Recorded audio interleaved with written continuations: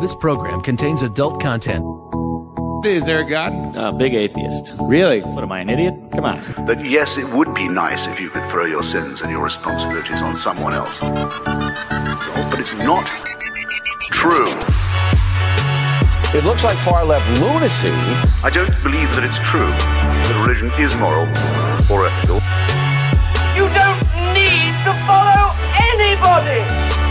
It's not human intelligence! If someone doesn't value logical consistency, what logical argument are you going to give them that will demonstrate that they should? Hello and welcome to the Godless Rebelution. This is episode 341 and was recorded on July 18th of 2021. My name is Dan Ellis and I was joined via remote connection by Taylor Grin and in studio by Ryan Duffy and our guest for this episode, Natasha Helfer. Natasha Helfer is a certified sex therapist through the American Association of Sexuality Educators, Counselors, and Therapists, a clinical fellow through the American Association for Marriage and Family Therapy, a licensed clinical marriage and family therapist, and was, until recently, a member of the Church of Jesus Christ of Latter-day Saints. She was recently excommunicated from the Mormon Church after nearly a decade of treating her patients using science and evidence-based therapies which often come into conflict with the religious teachings of her former faith. Natasha's story received national attention and has been featured by dozens of media outlets. In addition to all of her experience in bona fides, Natasha is also an absolutely fantastic conversationalist, so we were delighted that she was able to join us for a lengthy in-studio interview. We did have a minor technical issue that forced us to make some changes to our editing process for this show, so you may notice that the overall sound of the show is a bit different than usual, but it's still good. Thankfully, we were able to identify the issue, so it shouldn't be a problem in the future. With all of that out of the way, I hope you all enjoy this conversation as much as we did. So we're just super happy to have in studio with us the infamous Natasha Helfer. How are you today? I'm good. Good. I don't know about infamous, but I'm happy to be here. Well, we're super excited to have you in studio with us because I've seen your name all over the place. There's been a whole lot of news surrounding you and your life and experiences and a local religion that that is very dominant here in the state of Utah, and your association and now non-association with it, yes, I guess, at least right. Officially. Yeah. Mm-hmm. So tell us a little bit about yourself.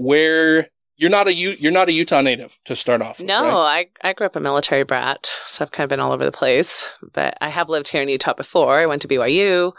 My dad served in Dugway Proving Grounds when I was in middle school. And I've been, calling Utah kind of my home away from home for a long time because my family eventually, once they retired from the military, did end up here in Utah. So even though that was post-college for me, I have been here a lot. But it's been about a year and a half now that I moved here. So I'm really excited to be here in the Zion of the Zions. Returning to the homeland. Yeah, you just came here and declared this is the place. This is the place for me. That is correct. Nice. So you've been in the news a lot lately. I have a question. How do you go from attending BYU to being a sex therapist? It's a long road, right?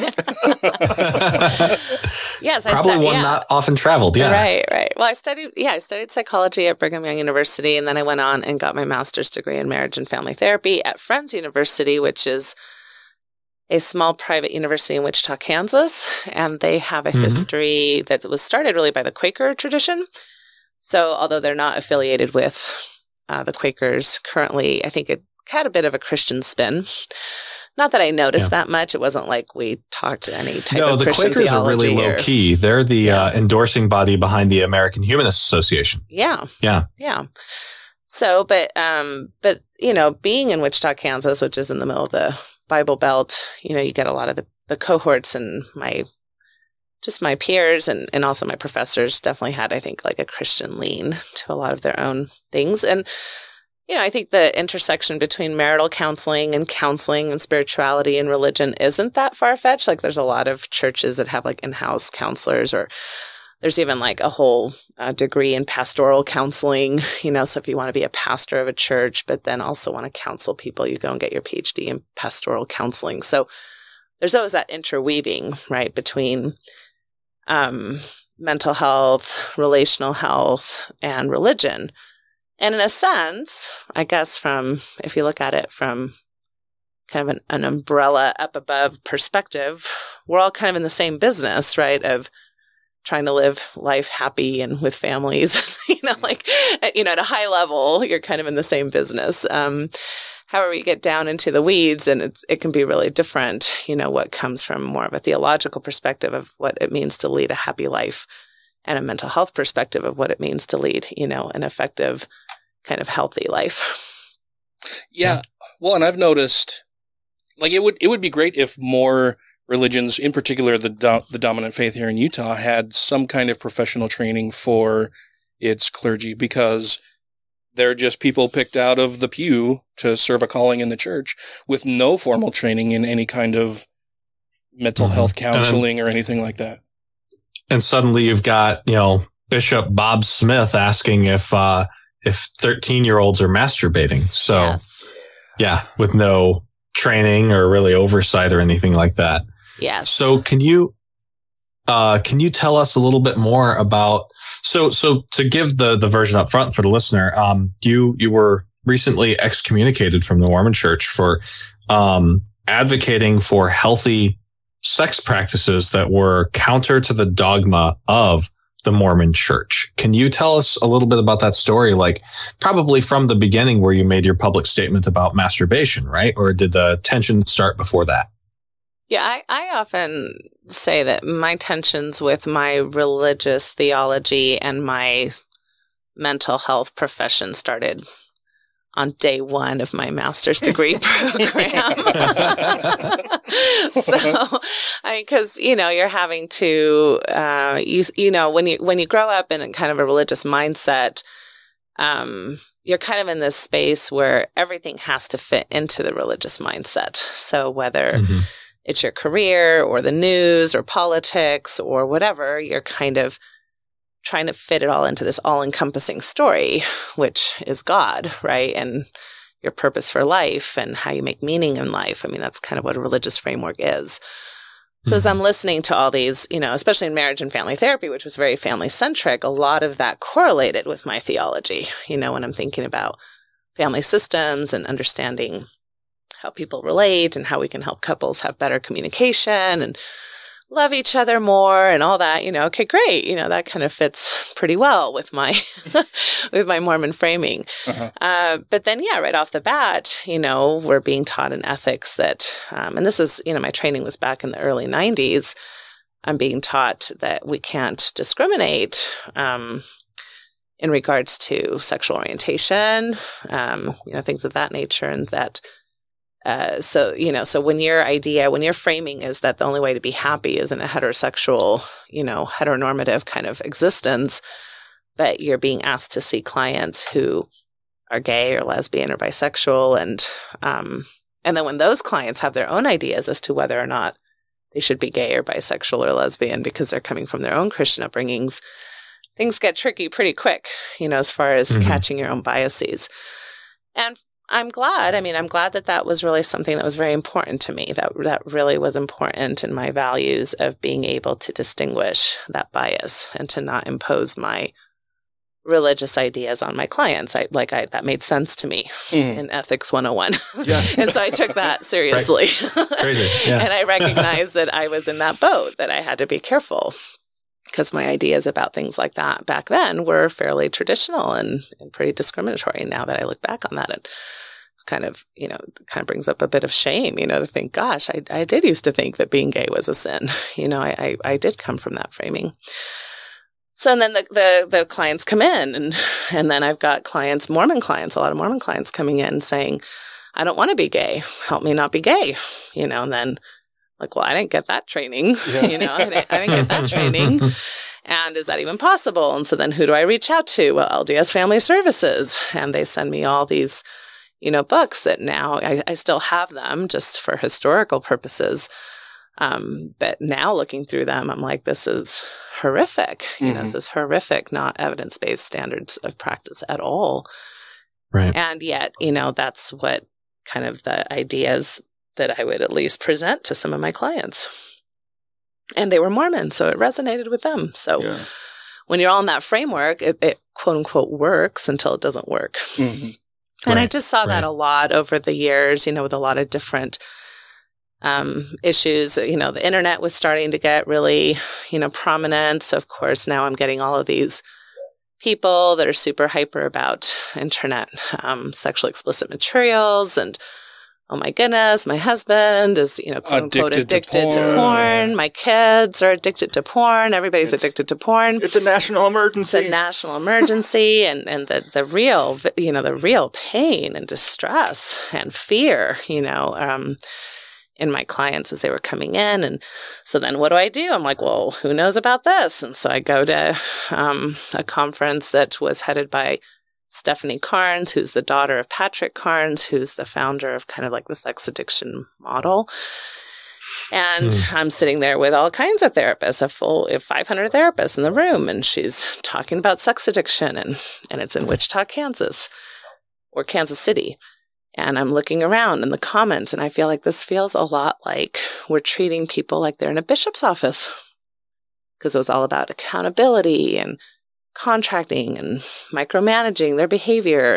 And I'm like, well, but I've tried that and it doesn't work. Mm-hmm.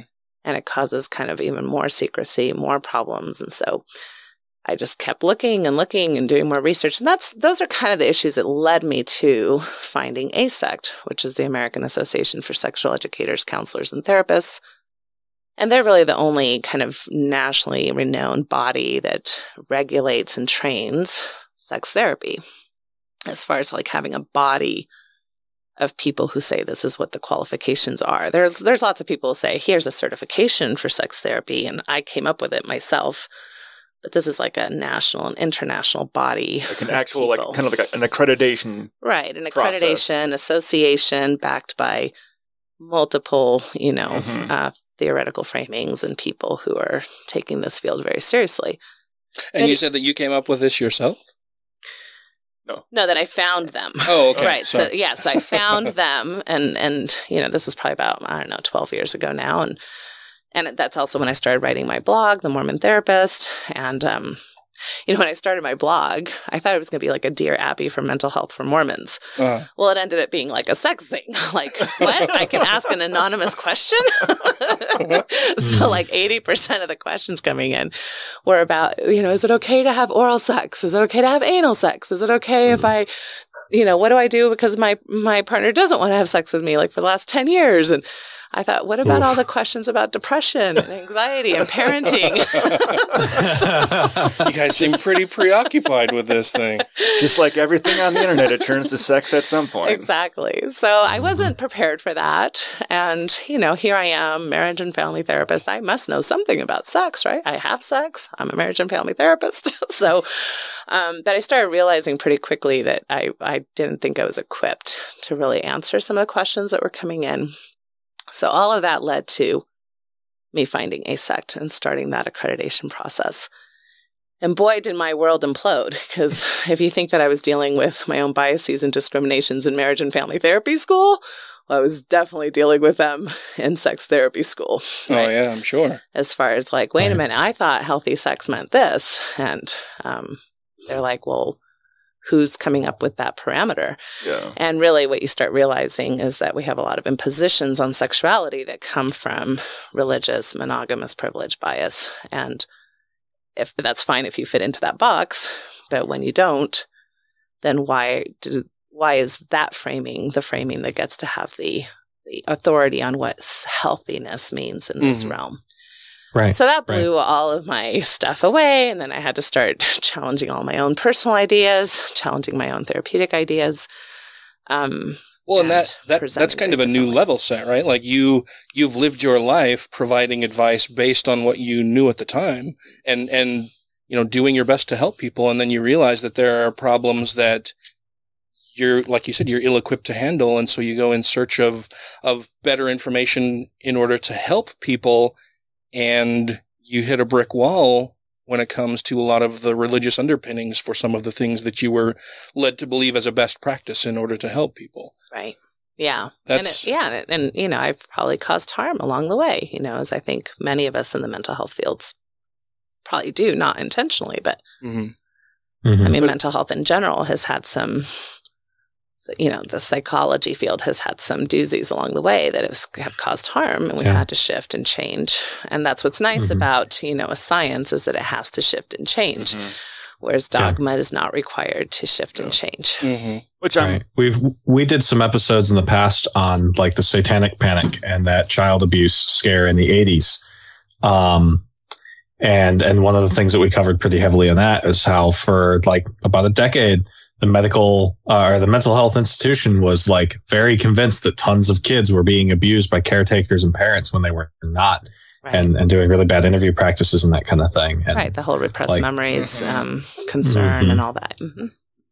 Yeah. Blaming mothers is another good one that we've had a long history for. I remember, so I started with an undergraduate in psychology, got as far as my practicum at the senior level, and then realized it was not for me. That I just like, I couldn't like expose those raw nerves that way to it, right? Like my mindset was that way. But I remember hearing a story from somebody in the practicum where they were saying that a woman was exposing her daughter to sexual abuse because she herself had been exposed to sexual abuse, and like placing that blame on the mother with regards to the child. And it was like, what is like, no, stop victim blaming. Like, you know, it's the father who is doing the abuse. Like that's where that lies. So yeah, it's wild to me. Sorry for getting sidetracked. So you, so you start getting this cert, and then you've started to modulate or change your religious beliefs. And then you get to a point where you feel comfortable basically advocating for a mental health position, sexual health position that is in direct conflict with the Mormon dogma. Can you tell us a bit about that? How you became confident enough to say that? Like what led you to being willing to make that statement openly? Well, and I'm curious too to know, did learning these new things challenge your faith at its base, or was it that you started to wonder if maybe you had just misunderstood something or had been taught something as a regional policy or belief that weren't necessarily parts of core LDS tenet? Sure. Well, I think being a military person and also just having moved quite a bit in my own adult life, I've had a lot of regional experiences with the church. So I understand kind of cultural differences between maybe a more liberal progressive ward and kind of like a university town versus a ward in the heartland of Wichita, Kansas, right? And there are differences. But I would say it started out as a little bit of both. I mean, I think at the beginning, it was just like, well, my beliefs are true, and it's okay for me to be respectful and honor other people's beliefs. So that was the first separation, right? So I don't think I was ever the type of therapist that was like, no, I've got to impose my religious beliefs on somebody. But it was kind of that separation that, well, I think you're wrong, but I'm not going to tell you you're wrong. And that's not part of our therapy process anyway. But from a personal perspective, that's maybe how I would have seen it. But over time, and it's interesting because I feel like this was actually a very Mormon journey in the sense of like all the things I've been taught as a Mormon, like, you're not just supposed to believe. You're supposed to pray. You're supposed to think. You're supposed to put things to the test. You're supposed to understand that by the fruits you shall know them. Well, when I've got 500 teenagers in a row cutting themselves or depressed or suicidal because of masturbation guilt, I'm like, this isn't really making sense to me. And I'm not seeing the fruits of how we're practicing our theology. And I think, I had taken, we have really crappy things in Mormonism, but we have some kind of cool things. Joseph Smith is an interesting personality, but, he has said things like, we can be wrong, or bring the good things to us and we'll consider it, and so I kind of took that stuff seriously. I was like, that sounds cool. So I never needed, I guess my second step into faith transition wasn't that, I'm completely right and I just need to honor other people who are, wrong in a kind, respectful way. It was like, well, but we in our theology supposedly have room for shift and change. There's ongoing revelation. There's we're kind of waiting for new scriptures to arrive someday, like there's all this potential for shift and change. And then looking at our history and how it has changed. I mean, we've had some very significant changes, in our doctrinal understandings over the short period of time that we've been around. So all of that made me think, I think I can still believe in truth, and I can still believe in deity or God or, all those kind of Mormon-esque kind of theological stuff, but we're not perfect. Prophets have made mistakes. We're not always, doing things exactly the way we should. And so, I'd like to bring my expertise to the table. And so going back to Taylor's question about how I got the confidence to do that, I mean, I kind of appreciate that question because it was hard. It was hard. First of all, I'm female. So right there, I have very little authority. That's like 3 strikes against you. That's 3 just strikes, that thing alone. Not 300. So I have no priesthood authority, right, to back up my ideas. I mean, I'm like a lowly woman that, she's well-intended, pat, but, where does her authority really come from? And then, of course, my authority comes from intellect and science, which, of course, can be seen as prideful and she's, waxing in her own pride and she thinks she's all puffed up. And, so I'm very aware of that kind of, critique that we have of people who think they know anything that might be different than a leading, priesthood authority. So those things had me always very cautious. And so I didn't willy-nilly say anything.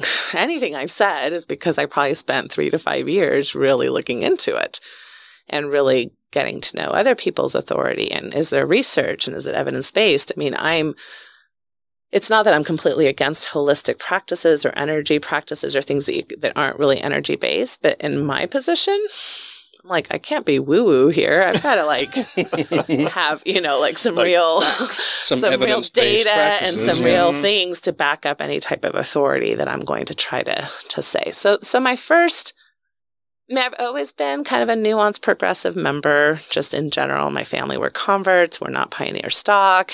We weren't like a traditional LDS family. My mother's from Argentina, so there's cultural differences too. So we weren't ever that kind of like stalwart Mormon-esque family. In fact, I was probably the most stalwart in my family. Like I was the one that was going to be the good girl and get everybody together for family home evening. And, even though I was the oldest, sibling. So I would do a lot of those kinds of things. But I was fairly progressive. And so I would typically, for example, be the person in Relief Society when it was starting to get a little too perfectionistic. I'd raise my hand and be like, well, we don't have to be perfect. And God loves us all, right? Remember, everybody? So I was always that kind of member of the church. So I was definitely, and then as I became a mental health practitioner, I became more of that type of person.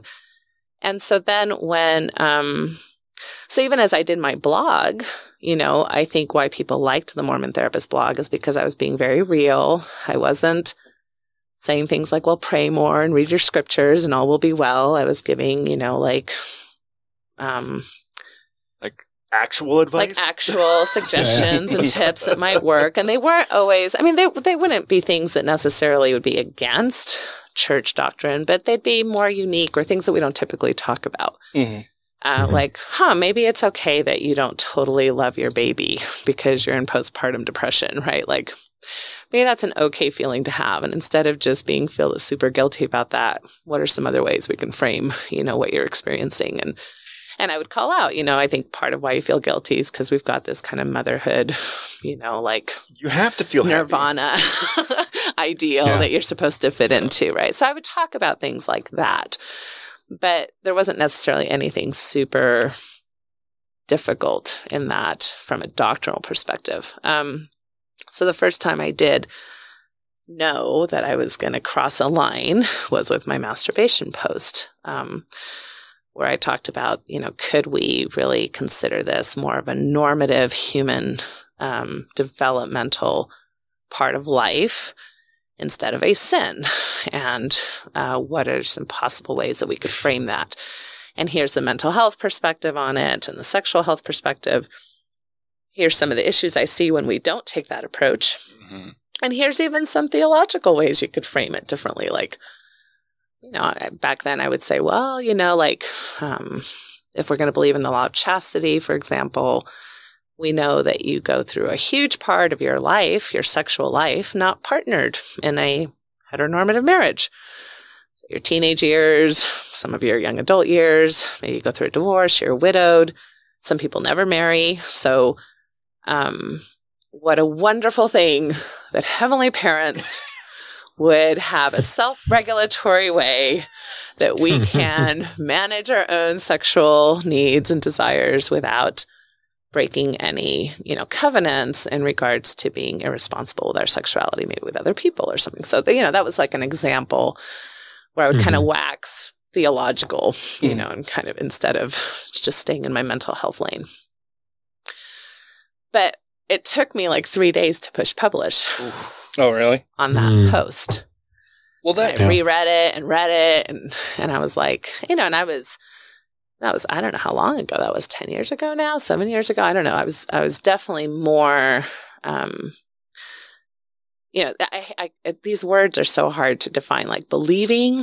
I was more believing. What does that mean? I don't know what that means, but I was definitely more in. I was active. I was, I had a calling at the time. So you definitely had faith as a mustard seed for sure. Yeah, I had that space where I was like, if I push this, could there be ramifications to my membership? Could my practice be impacted? Will people stop referring to me? Will I be ostracized? Etc. So, but I pushed it because I really, I see this as very Mormon of me, my ethical, do what is right, let the consequence follow type of self, was like, I can't sit with another teenager and not say anything.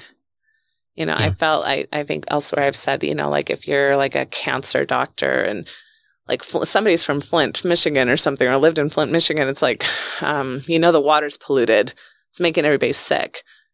And you're seeing all the patients coming in, but you're not alerting anybody that you're treating the patients and you're helping them once they're sick, but you're not doing anything to say, hey, maybe we shouldn't be drinking this water. Yeah. And I found that very unethical space for me to be in. I could no longer navigate that space personally. So that was part of my spirituality, my mental health ethics. So my professionalism and my own morality, I guess, were always kind of intertwined in that way. So you had to listen to that still small voice. I did. and do what exactly right. Do what it taught you to do. That's right. So and I did see it as a very I saw it as a sacrifice. I didn't know what the outcome would be, and I was a little scared, but I was like, well, that's what we're asked to do, is to do scary, hard things. So it was very tied with my Mormonism. Well, and that I love that that's how this all came to be, that you've taken some of the best parts of your religious leanings at the time in order to counteract some of the worst parts. And I think, what else can we ask of people? That they try to do the best they can and harness the best parts of who they are and what they believe in order to service and help other people. I don't know why anybody would have a problem with that, but clearly some people did. Well, and you searched out like evidence-based material and education to actually educate yourself. Was there an option to go with a more theological approach to it, but you just knew you had to go with the evidence-based one? Because you probably could have went down a route where you, I guess, spewed the Mormon, like, no, don't masturbate. I was taught that at this school taught me that's bad, but you didn't go to that one. Well, I could have, because obviously a lot of therapists do. And this is a big part of why I founded the Mormon Mental Health Association, was because I could see a lot of kind of unethical practice happening where people would either conversion therapists, right? Or these sex addiction treatment centers that have no efficacy to back them up. And it's not even a diagnosis that you can really diagnose, and so And so in a sense, it's like I saw therapists not being able to really take that ethical responsibility of my profession. It answers to the regulatory board and the code of ethics. my personal life maybe answers to God or my morality or to whatever I want it to answer to, but my professional life has to answer to the ethics. Otherwise, you lose your license, and for good reason. But I could see that, a lot of this kind of stuff was happening. Plus, I think there's also a natural tension for any therapist, ethical or not, between this idea of honoring people's values, honoring people's beliefs that are coming into your office, but also honoring science and what we know is effective for mental health. And especially when those things are in conflict, we're not It's got to be a fine line. Yeah, we're not supposed to say, well, you're wrong and you shouldn't believe that, and why are you, in such a crazy religion? That's not the role of an ethical therapist. Mm-hmm. But it's also the role to offer information and interventions that are evidence-based and what would be considered best standards of care. Like masturbation is a normal part of development. Yeah, right. So how do I say that? So if an LDS kid comes in and says, I've had this happen on many occasions, somebody's trying to go on their mission, help me stop masturbating. Well, I don't know that it's ethical for me to help you stop masturbating because it's part of normal human life. Mm-hmm. But if I say that, they look at me with their wide eyes and off they go, and they find the LDS therapist who will, quote unquote, help them stop masturbating, right? And so that's just a dilemma that we have all over this country. This isn't a Mormon issue. This is theology versus science issue. Well, and I was curious to know how other other LDS people in the mental health practice deal with issues like that. I mean, is it because you have to do what you're trained to do as a specialist in this field? You're not relying on your theological beliefs. You're relying on the things that you've learned are objectively true and helpful and work toward bettering somebody's mental health. How do other LDS providers approach issues like that? Is it just that they may teach the science-based things behind it and then have this cognitive dissonance in their own minds, and that the real issue with you talking about it is that you did so publicly? Is that the biggest thing here? Yeah, I mean, the role of a therapist is really, at some level, introducing cognitive dissonance about anything and everything, right? So when people come in with their ideas and their stories and their beliefs and even something as simple as internalized shame, like I'm a loser, it's like, well, you can't be as a therapist going, well, I've got evidence here that you're not a loser. Like, that's not therapeutic. It's like, okay.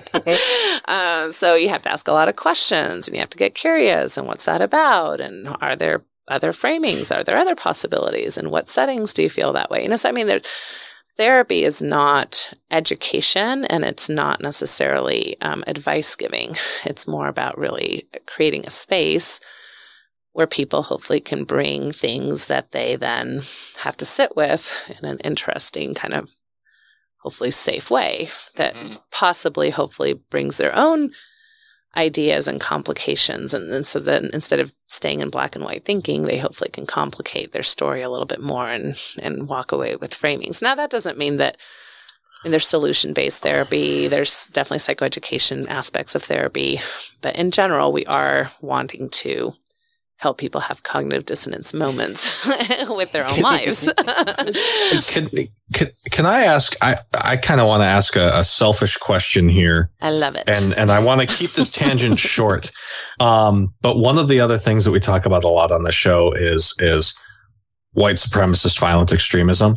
And when you said that you introduced cognitive dissonance to complicate people's paradigms, it reminded me a lot of something that's going on with another organization called Life After Hate, where they use a type of therapy that they call repluralization, that stops people from going down an extremist route where they see life as being like very black and white. And instead they introduce like new problems to their lives so they can see that the things that are causing them stress in their life are not caused by some like conspiracy scapegoat group. So I guess my like bottom line question is, and maybe we should have done this offline, is what's my key term here? Because I kind of want to look more into this, like how you said, complicating people's problems. Like what am I going to look up? Because that's super interesting to hear that. That's interesting. Well, I mean, a lot of these ideas, have been studied out, like black and white thinking. Well, what's black and white thinking? It's a cognitive distortion that, it's kind of language. And so, and we have tons of them. I mean, if you look up cognitive distortions, there's probably like a list of 40 different types of ways that we as humans think, and make sense of our life around us, right? And so whether it's catastrophizing or whether it's filtering, like sometimes we only pay attention to the things we already agree with, right? Even though there's other information out there, that's like a form of filtering. So now how you challenge that, therein lies the 500,000 therapeutic models, right? So whether there's cognitive behavioral therapy or narrative therapy or solution-focused therapy or existential therapy. I mean, there's many, many effective ways to do that, and therapists have to kind of find their own path as to what speaks with them. I tend to be solution focused. I tend to be CBT, cognitive behavioral, and I tend to be very systemic. So like Bowenian, and kind of how systems interplay with one another and the roles that we play in the system that we are part of. Gotcha. Well, sorry for the tangent there. I might have to bother you with just a side conversation after this. Or, okay. Or I might try and hijack you into a longer conversation at some point in the future on that, because as long as it's consensual, I don't mind being hijacked. Yeah. Oh, of course. Yeah. I'll try to bribe you or something. I'll send you a wine basket. This is Utah. Well, that's even more meaningful then. Yeah. So sorry about that. No, so that's fine. What happened next? I guess, cause we've read the sanitized version of your statement, and then the conflict that started to happen with the Mormon Church after you published your blog post. We've read the blog post, right? And I loved it. I particularly really like the way that you framed it within that religious framework of like, no, we see that fetuses stimulate themselves. Like this is an integrally human thing. And to deny that is basically to deny the like intelligent design of your creator, if that's something that you buy into, right? So what happened next? Like what actually happened next? Cause we've seen the Salt Lake Tribune version of that story, and I kind of want to know yours. Sure. Well, and I don't know where you're going in the timeline. So, I mean, like after the masturbation post that I wrote, however many years ago, which was my first like, I'm going to do something kind of against the church. It was interesting. I mean, I did feel differences. So like LDS Family Services stopped referring to me. Certain clients that were coming in saying, well, I don't know why, but my bishop told me that they're not going to pay for therapy with you anymore. So things like that were happening, but nobody came and talked to me. Nobody, which that's, I guess, what I was expecting. I was expecting to get called in and get questioned. And what are you doing, Sister Parker? And I was Sister Parker back then. So, I thought I was kind of preparing myself with my data, and my ideas, but nobody ever brought me in and had a chat with me about those things. But I started noticing just, you just kind of have that sensation that whether it was just me or it was my ward, like the discomfort between me and my ward became larger over the years, over the following years. And several other things had happened. I mean, I was making boundaries in my ward, like, well, since I'm a therapist, there's certain callings I won't be able to, accept. So they'd usually put me in teaching roles. Well, then I'm teaching things that they don't always agree with or different perspectives, So then there's an infamous time when I brought up the clitoris in Relief Society. That was the last time I taught in Relief Society. So wow, I need to hear more about this. So there was a lot of things like that. And then I kind of started creating my own boundaries. Like I wasn't really one of those people that would go in and challenge their authority. I kind of felt like we were all creating our own space. Like they kind of left me alone. I left them alone. I was putting up and testing each other's boundaries. Yeah. I was writing on a national level, but I wasn't bringing those writings and making them super congruent in my local level. So it was just kind of these separate parts of my life. But I remember, for several reasons, also theologically, but I decided to stop attending the temple. One of the reasons was because I didn't want to put myself in a situation where somebody was going to get to decide my worthiness, to be there or not.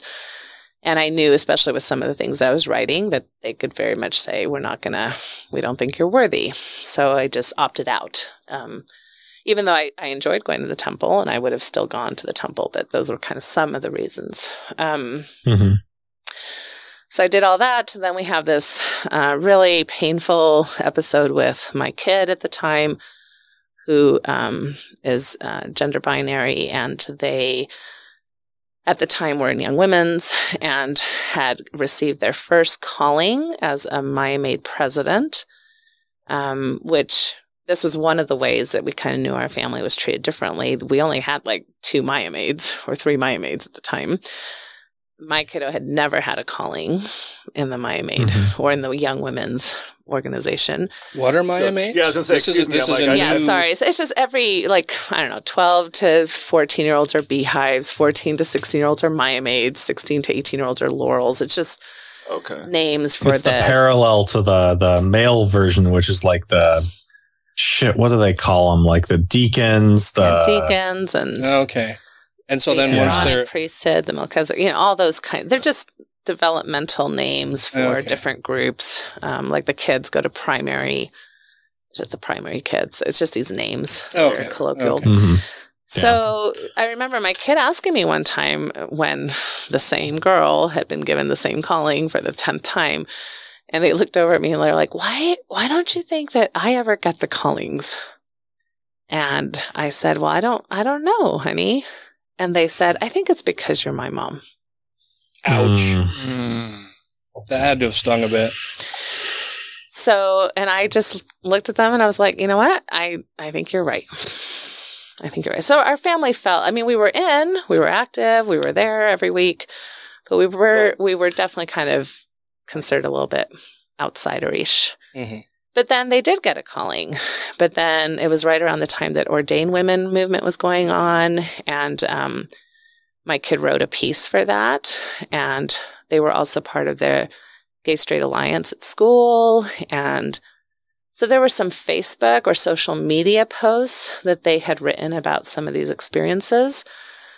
They were savvy like me. They weren't bringing these things to church. It wasn't like my kid was talking about ordained women and their Young Women's class. Mm-hmm. But just the fact that they had supported some of those things got them called in to question them. And that was kind of a debacle. I didn't realize my kid was in there for like an hour without my permission. Oh, wow. Having like a doctrinal, theological discussion with this power, differentiated. Huge power adult imbalance, male. Who's telling my kid they don't know what they're talking about when my kid knew exactly what they were talking about, knew about the gospel essays, knew about all these things. The bishop didn't even know about those things. So then I get called in. Oh, that's so frustrating it was when I hear that. maddening. It was so maddening. And so they basically fired my kid from their Maya Maid position. And it was devastating to them. Devastating to them. And it was devastating to me. It was devastating to me. Because it was one thing when I felt like, there's tension between me and the church, but boy, when your mama bear or your papa bear gets, triggered, it was a whole nother thing. So we decided, we went from one week to another, just stopped attending church. That was very difficult. It wasn't like we were in a faith transition space where we were thinking we were going to leave the church or anything like that, but we were just like, this place is not safe for our kid. And right now we're going to choose our kid. And now were you in Utah or Kansas when this happened? This was all in Wichita, Kansas. And this is all with the same players that took part of this excommunication. Yeah. Not same players, but all the same people that know all this history about me and my family all these people who've, are still serving in that space. So then we became kind of inactive. But I kept doing all my same work, as far as blogging and therapy. And, by this time, lots of things are changing. There's lots of mixed faith marriages. There's lots of people leaving the church. It's kind of like the lay of the land has been shifting. It's not whatever's happening to me is happening to everybody. And shifting hugely and rapidly. Yes. So even though I did lose what I would say more of my believing clients throughout this whole process, well, that was kind of replaced with nuanced, progressive, or post-Mormons that were looking for help with faith transitions, mental health aspects of that, sexuality issues, all kinds of issues that come with leaving a high demand religion. Which you were kind of going through at the same time. So it's it's almost like you were probably learning along with your clients at the same time. Well, when people ask me about what's your faith transition, how long has it been? Or I'm like, when have I not been in faith transition? It's like from day one to now. Oh yeah.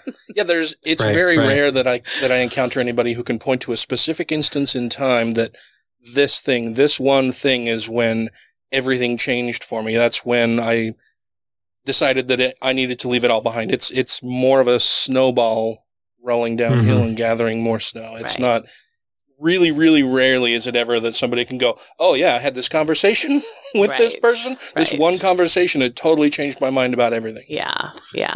So even though I'm becoming very nuanced, very, I probably would have, again, labels I feel are like difficult, but maybe I felt like I was like a abstract, hopeful Mormon agnostic, by the time, I'm very hopeful. I have no idea. I really kind of don't care, but I still find a lot of value and usefulness and symbology and just value in my tradition, in my home, in my spirituality, whatever that is, whatever that means. Well, it does mean you don't get a planet anymore. Well, I don't agree with that. No. I'm still holding out for my own planet. I don't know what this craziness is that now we're going against the planets. Come on, people. But anyway, no. So even though I was inactive, I still very much identified, as a Mormon person, a Mormon woman. Kind of had my own way, my calling is different. My space is different. My theology is a little bit different, but why do only the Orthodox believers get to be Mormon? Like, I get to be Mormon too, in my own way. And I had a knack for that because I was so in the middle. I had a knack where post-Mormons could feel comfortable with me because I really did resonate. I'm like, that's a totally viable way. It wasn't like before where I'm like, well, I think you're wrong, but I'm going to be nice and polite about it. No, I'm like, I totally get it. Like, that could be very legitimate. In fact, there's days that I feel that way too. And then there's believers where I'm like, I totally get that, and that could be very legitimate. And, so I was not in a place of judgment at all. And so I think I resonated, and that's what maybe we'll talk about a little bit later, but that was one of the beautiful things about the support I received, which was so astronomically overwhelming that it came from the whole spectrum. And that was shocking to me.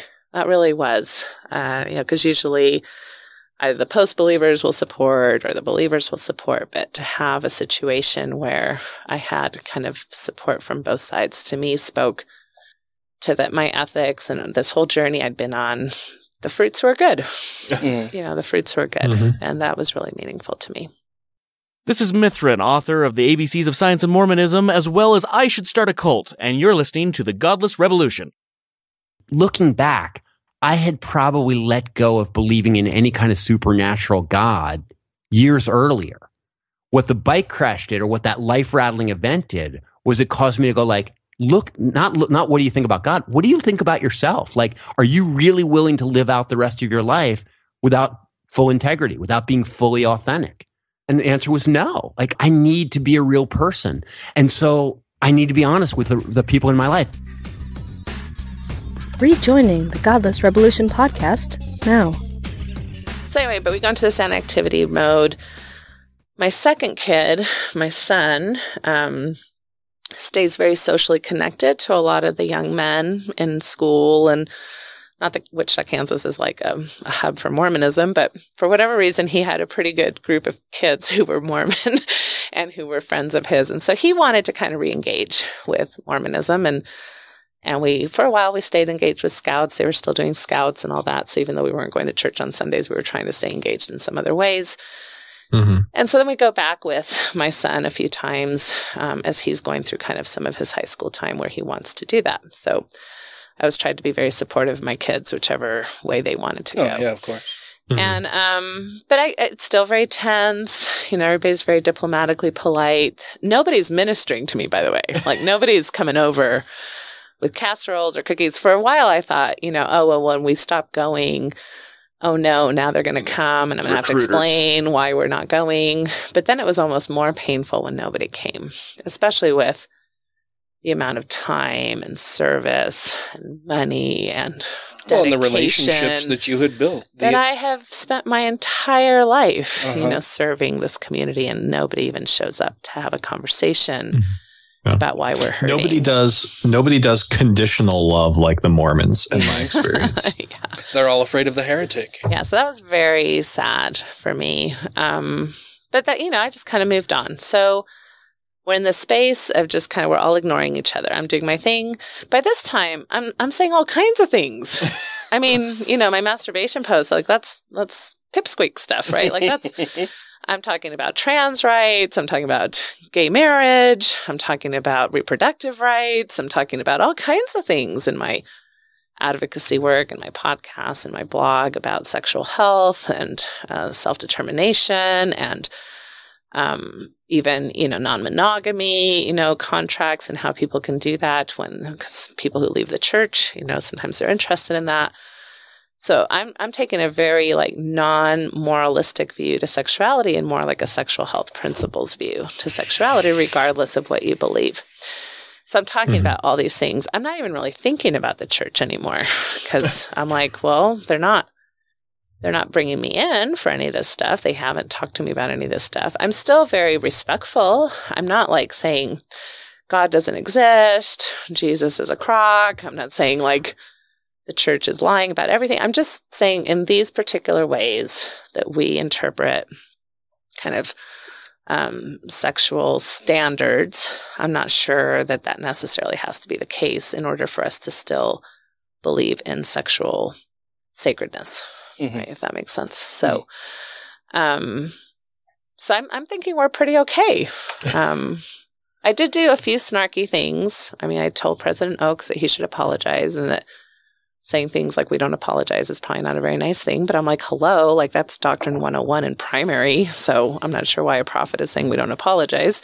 Yeah. And I think I did write an op-ed because President Nelson had, who's the prophet for those who don't know these names, but he had made a talk that was very, very othering for people who leave the church. And is that the "Where Will You Go" talk? And it was very just black and white in regards to people who leave and they're going to be separated in the heavens. And again, for the next 2 weeks in my office, guess who I'm seeing? Teenagers, mixed faith families, sobbing, crying, am I going to be separated from my father, from my sibling for eternity?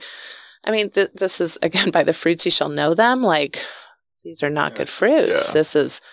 This rips people apart. This causes anguish. This causes depression.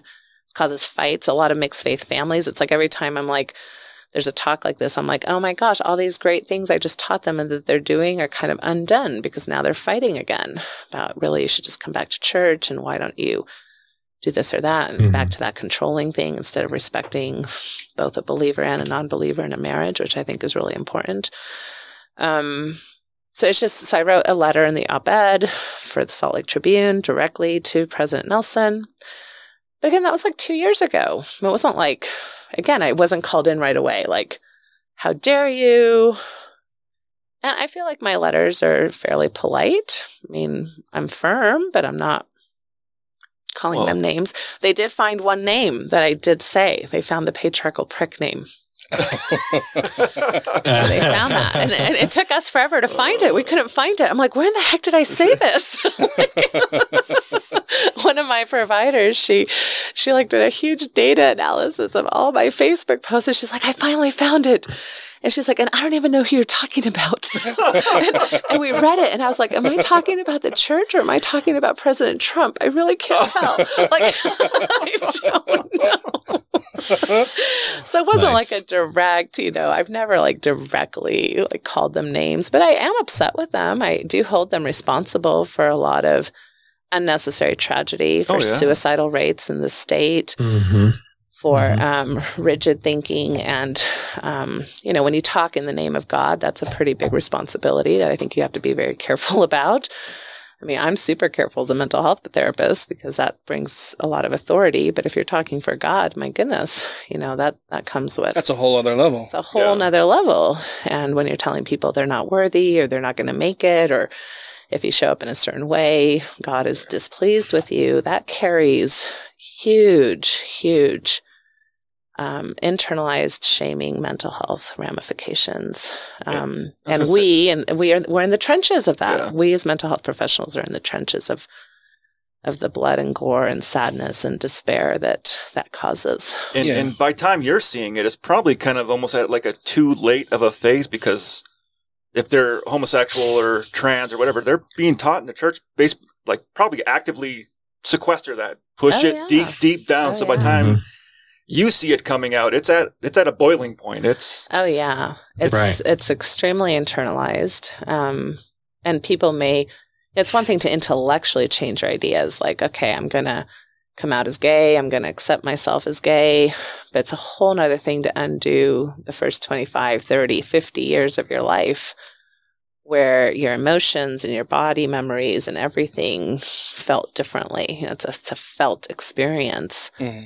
And even when you do come out, you're still dealing with the discrimination of your family and your community and, society at large. I mean, we're doing a lot better over the last 20 years, but my goodness, it isn't very long ago. I mean, I grew up in the 80s, and I remember the horrific things that were said and how gay people were treated and the names that were called. And so this isn't a long time ago. No.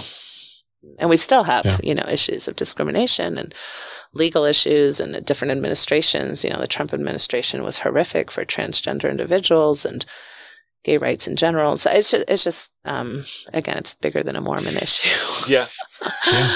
But Mormonism definitely has these problems within it. So, so then I'm going through my own personal drama in my life, and my husband and I are deciding that, we're probably going to separate and eventually divorce. And so kind of taking a slow approach to it. Again, nobody's been checking in on us. We're not really communicating with the local leaders. But if you're finding the patriarchal prick comment somewhere on my Facebook feed, you're probably understanding that I'm moving to Utah, because I was pretty open about that. Yeah. So I do decide to move to Utah, and so we're kind of like this two-state family for a minute, with our kids kind of back and forth between the two homes. But this is a very difficult time in my life, a lot of change and shift and sadness, and even though it was a mutual decision, doesn't make it a lot easier necessarily. So So right and then COVID hits. Actually, no, it was right before COVID. It was before COVID, maybe like a month before COVID hit. So right as I'm moving to Utah, that I get the first call from my bishop saying, hey, we thought, we'd like to have a chat with you. And I thought maybe it was about membership records, like, I don't know what it was about. But I kind of got the sense that, here we go. Like, maybe they're finally gonna. But I had already moved. I wonder if they knew that. I think, well, that's why I'm saying, like, my social media is showing everything. So it's not like there's tons of people in the ward who are my Facebook friends. I mean, The stake president was my Facebook friend at the time. My bishop's at least wife was. I mean, I don't know how people. It's just weird that they would ask for a meeting once you've moved, and they know it's going to be really hard for you to come back. Right. I mean, I feel like if there were concerns, then they should have made one of those phone calls they always make to each other and have my local person maybe reach out to me. Hey, and say, Sister Parker, just noticing some things that I thought maybe we should talk about. Or maybe welcome to the area, and then maybe there's some things that we can talk about. Here's some green Jello with oranges in it for some how do you move? Yeah, how do you move to Utah as a Mormon and not get contacted by local Mormons? Well, and it was interesting too because at the time my local bishop was actually my next door neighbor, so they did come over and welcome us, and I mean, I don't know if he knew who I was or if I was a member of the church or not, but I pretty much signaled right away, oh yeah, it's my old ward. I mean, he knew that I was a member, but then COVID hit 2 months after I had moved. And we had that same kiddo that I talked about with the Miami-Dade issue. They were in Argentina. We were desperately trying to get them home before airports started shutting down and all that craziness. And right in the middle of all that craziness, I get phone call, maybe number 2. I don't know. And I was like, no, I can't talk to you right now. This is not the time. I've got other life stuff happening, man. I have a lot of stuff. So, call me back or let me know what you want to talk about or whatever. But then COVID happened. Everything, we all went into, everybody, I'm sure, had all kinds of other things to be thinking about. So then it wasn't till, so when did COVID happen? March, right? Yeah. Yep. And then, so maybe it was I want to say September-ish or somewhere late summer, early fall, that they finally made contact, the stake president and the bishop and me on a Zoom call. And yeah, I could tell that, it started off, of course, with the whole, how are you doing? And we're so concerned about you. And I kind of said, this is really uncomfortable. You've been absent from my life for 7 years. I've been going through some very difficult things. Nobody has reached out to me either prior or during these difficult things. I don't feel comfortable now telling you my life problems in that setting. And especially because I kind of knew that really wasn't why they were calling anyway. Yeah. Well, not only do I not feel comfortable telling you my life story, but I don't feel comfortable with you approaching me and asking me questions about my life story at this point. It felt very interrogational, right? Yeah. And then, of course, immediately it's well, we want to know what your thoughts are about your membership with the church. And I was like, I'm fine with my membership with the church. Where is this heading? So I was just very, I was wary. I was cautious. And in the course of that conversation, I started to understand that, especially the stake president, my bishop was actually very loving. We had a good relationship. One of his kids, again, was friends with one of my kids. And he had, over the course of the years, tried a few times to reach out to me just to have, as I was getting my son back to church. So I felt like I had a good relationship with him. There was a stake president who was very we're concerned about this and these are our concerns. And I was like, well, it's always hard. I've always tried to draw this boundary with leaders. It's are you contacting me as Sister Parker or are you contacting me as Natasha Helfer Parker, LCMFT, CSTS? Because those are two very different discussions. And I'm not, of course, our priesthood leaders are not good at separating or having boundaries, right? Are you talking to me as a mental health professional or are you talking to me as a person from your congregation, right? Because those are two different things. Right. And it was Sunday. I'm like, this is my Sabbath. You didn't prepare me for this kind of talk. I'm not in this space. I think I did become emotional. I'm like, this is a very hard time in my life. I'm not really understanding why this is coming up now. None of what you're bringing up is new. Yeah, what is the urgency here that we have to have this talk right now? Exactly. Yeah. So can you give me some time? I did ask for the stake president to put into writing some of his concerns so I could prepare a response. And we left it at that. I'm sure he'll love that. We left it at that. And he did. He did write his responses, which, by the way, he sent to a wrong email, so I didn't even know he did that. So then, like, it's not till like maybe after Christmas, I think, that he got back to me. He's like, you never responded. I'm like, I don't even know what you're talking about. So I think he had responded in November, but we weren't having another conversation until maybe January, February. Mm-hmm. So then I looked over the letter. I'm like, this is... It wasn't even the most juicy stuff. It was masturbation. Mm-hmm. It was gay marriage. Mm-hmm. My support for gay marriage. They had the patriarchal prick comment that you're name calling people, which I'm like, that's not really. That's like a Molly Mormon, right? Like it's an idea for me. Like patriarchal prick is unrighteous dominion. It's kind of a crassy way to say unrighteous dominion, right? Yeah, and unless you're a patriarchal prick, then I'm not really talking to you, am I? Right. Yeah. Plus, this was all very kind of patriarchal prickish what they were doing to me. So anyway, it was just kind of like and I think kind of like a mischaracter. Like I felt like they were kind of trying to character and assassinate me. Like, look at the language she uses. Patriarchal prick. When I've said that like maybe once or twice, and it's not even the body of my work or my general attitude towards. You weren't writing a blog called Patriarchal Prick. Exactly. Right. And putting down all the names of who I thought was, was part of that group. Your prick list. Yeah, exactly. And then they also, it was masturbation, it was gay marriage, it was the fact that I had used, I guess, very disrespectful language and name calling, and also, and pornography. So my stance is on pornography, which, that's really just me saying I don't adhere to the sex addiction model. Now, if that doesn't mean I'm not here to say you should or shouldn't watch porn, but if you want to have a discussion about that, there's better models to think about that through instead of sex addiction, which we know is very problematic in its own way.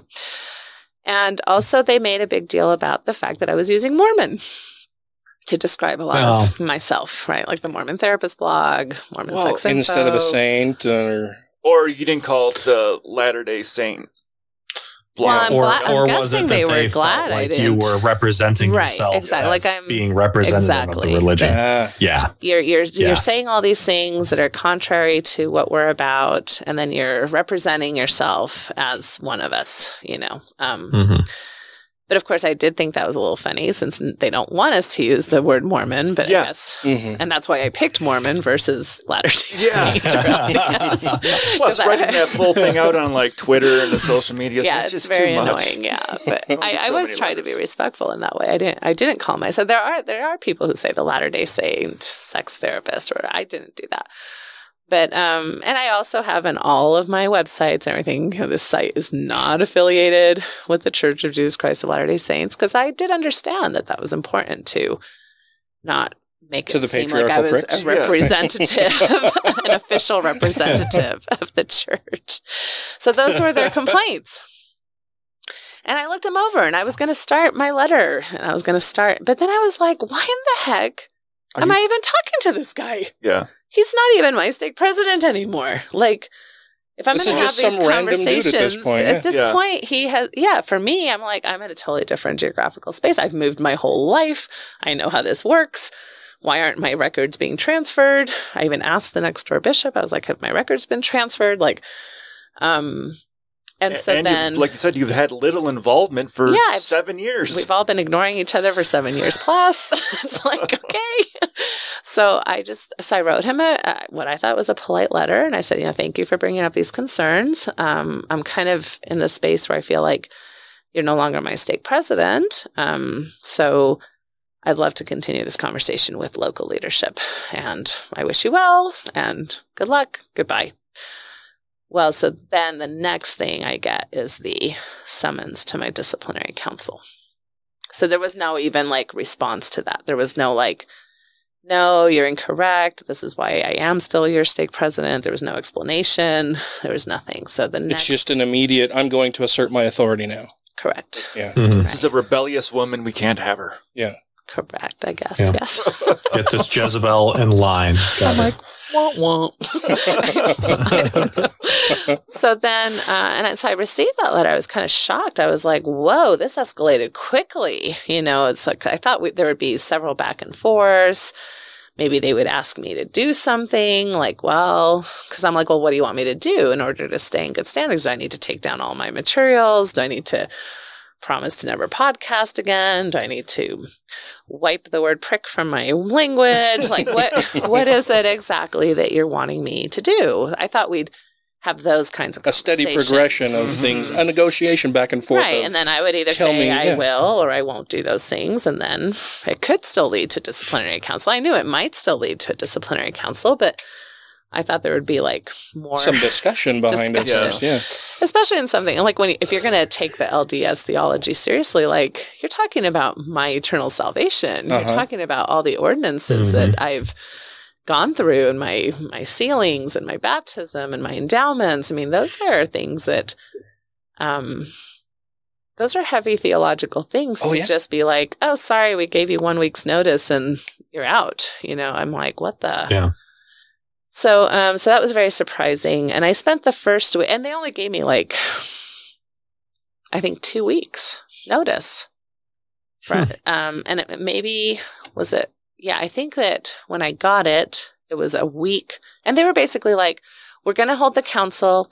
If you want to come, you can. It's going to be held on this date in Derby, Kansas, knowing that I'm in Salt Lake City, Utah, with 1 week's notice. And if you want to, you can, have some witnesses there or some letters of support or, whatever. So immediately I wrote and I said, well, actually, I was planning on being there in Kansas anyway. The following week, I'm like, my goodness, can you at least wait 1 week? Well, and this sounds like the way this is being set up, it sounds like they'd already made the decision. Oh, yeah. This is just, we have to go through these formal steps, but I completely believe that. Yeah. Yes. Yeah. But I believe that completely now. In the moment, I was still a little hopeful that maybe there was hope to have, some type of dialogue. But I figured that was kind of what was happening. But I was like, you know what? I'm just going to do everything the way that you're supposed to do it to see if there's any possible reconciliation here. So I was like ready to play the game, ready to play the rules, right? Like, okay, chess game on. What do I do? I have to move a pawn. Okay, tell me where to move it. It's like, what do I do?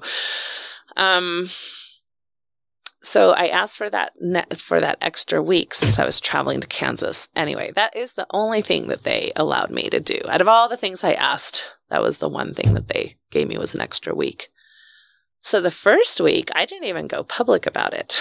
I was just like scrambling. I was like, contacting local leaders. I was contacting, people I know that maybe know somebody. I'm not like a big Mormon cred person, so it's not like I've got apostles and, people in my background or in my pocket. But I was contacting people maybe who would. I was like, is this normal? Why is this happening? Can somebody try to help me understand? Is there any way to push pause on this? Could we move it to Utah? So first week, I was just trying to see if we could stop the whole thing from happening. And then basically I got a no from everybody, including my local leaders. They said, we've talked to President Daley and we agree that he has jurisdiction, which was never explained to me. And when we looked at the handbook of instructions, it doesn't really follow that either. Yeah, I was going to say, is there some formal thing somewhere that says who has jurisdiction over this? It just seems really bizarre. It does say that if there has been some type of problem that has started, like a kind of like an investigation has started in a particular ward, and the person moves during that time, that it's going to continue in that ward. But nothing had started before I moved. I had not been contacted. Or that you knew of. Or that right. So nothing had been started. And I do kind of agree with that because especially in the realm of sexual predators. Oh, sure. Yeah. People, it's like, oh my gosh, I'm starting to be investigating. We'll just move. We'll go to another ward. It doesn't really know what happened.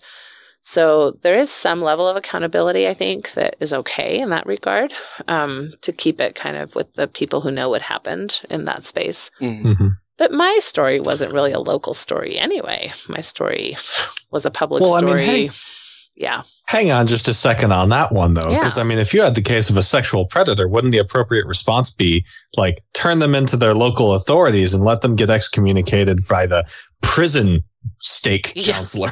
Yeah. You know? Right.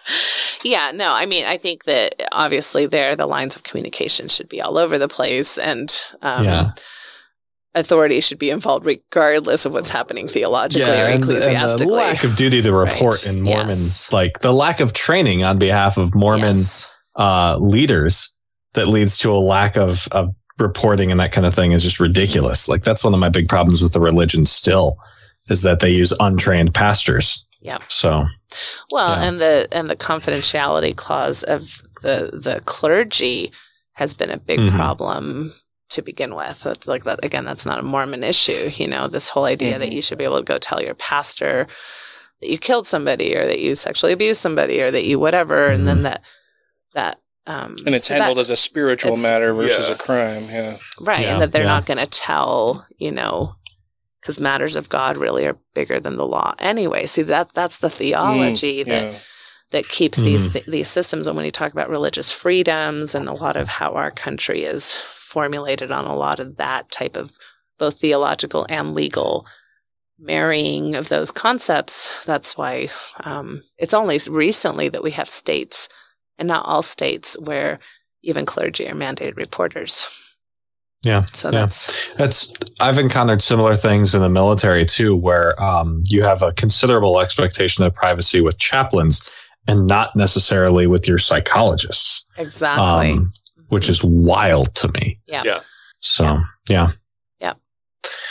So then they send me, and so then the second week when I finally realized, okay, this is going down, I just. And I thought, I actually thought about, what if I just don't tell anybody this is happening?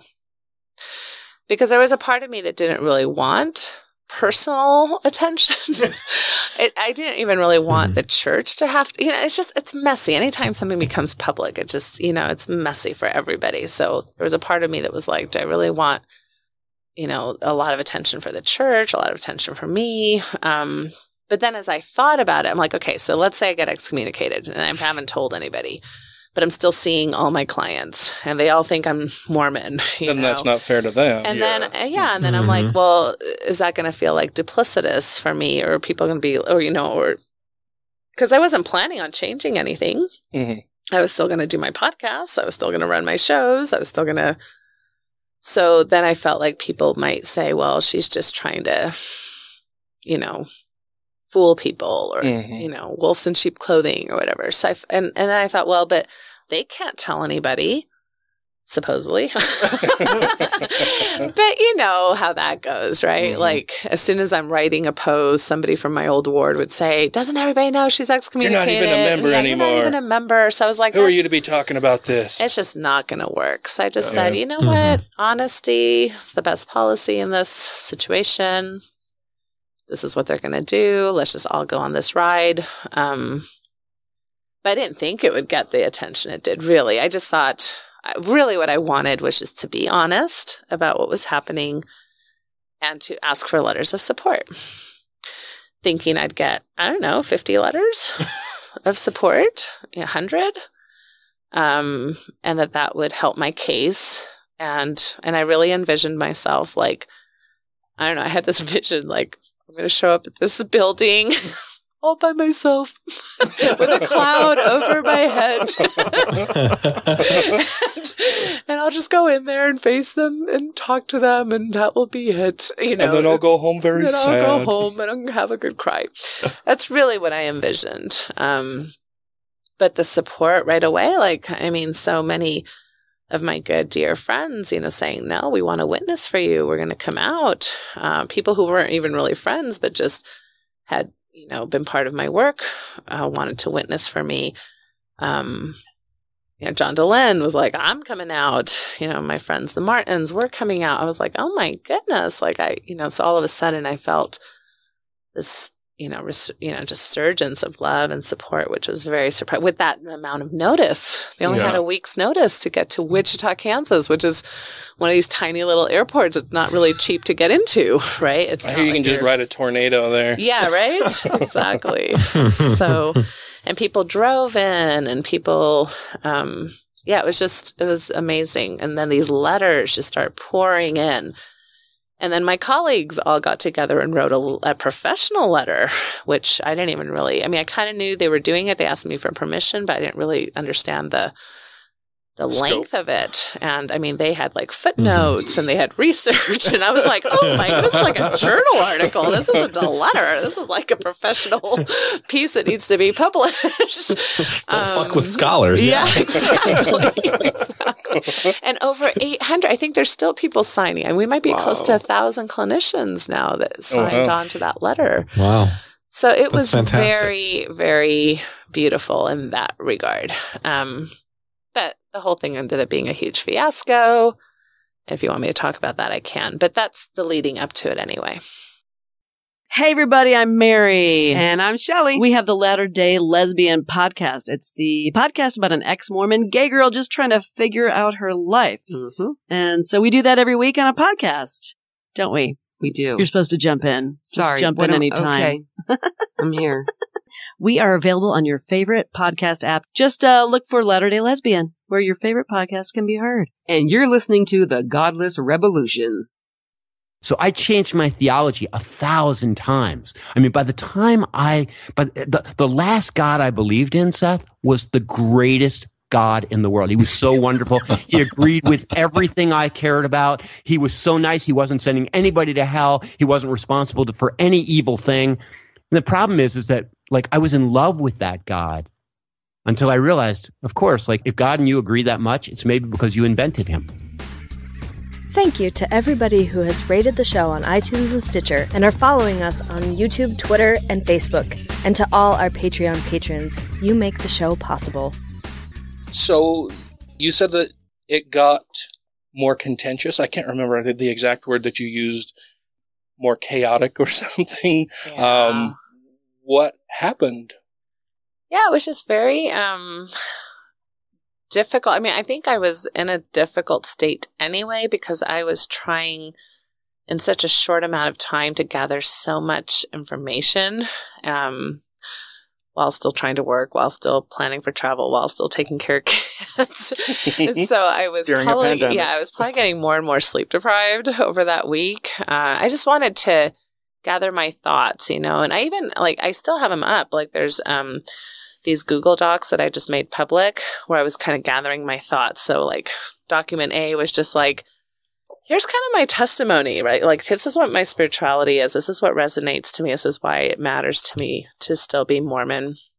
And this is my theology, right? And then I think document B, I forget all the different things, but here's some just resources, mental health resources that back up kind of what I'm saying. And I had document C, here's all the letters that I'm getting from the church, and this is the communication I'm getting, and I'm not getting a lot of communication. And so I just wanted to be really transparent, and I'm kind of methodological, kind of like I told you, it took me 5 years, right, to take any position because I'd have to gather all my information. Well, I was trying to do that in a week. So, well, and it's something that you're trained to do, especially as a female in the church, that you have to justify everything you're doing because you're instantly questioned. If you're a male and you may say something out of line or outside of doctrine, well, then they'll have a talk with you and everything will be okay. But as a female, you're instantly pounced on as, no, you're out of line. You need to stop that. You're calling into question so much of the church's teachings. And definitely, as a believer, you shouldn't be saying that. But as a woman believer, that's a big, big no-no.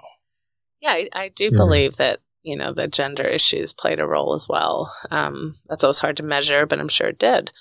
And I felt, like I say, I feel it because I do always feel like I have to come super prepared. So I was already kind of frenzied just in my energy going to Kansas. I was upset. This was supposed to be a time that, I was spending time with my senior in high school.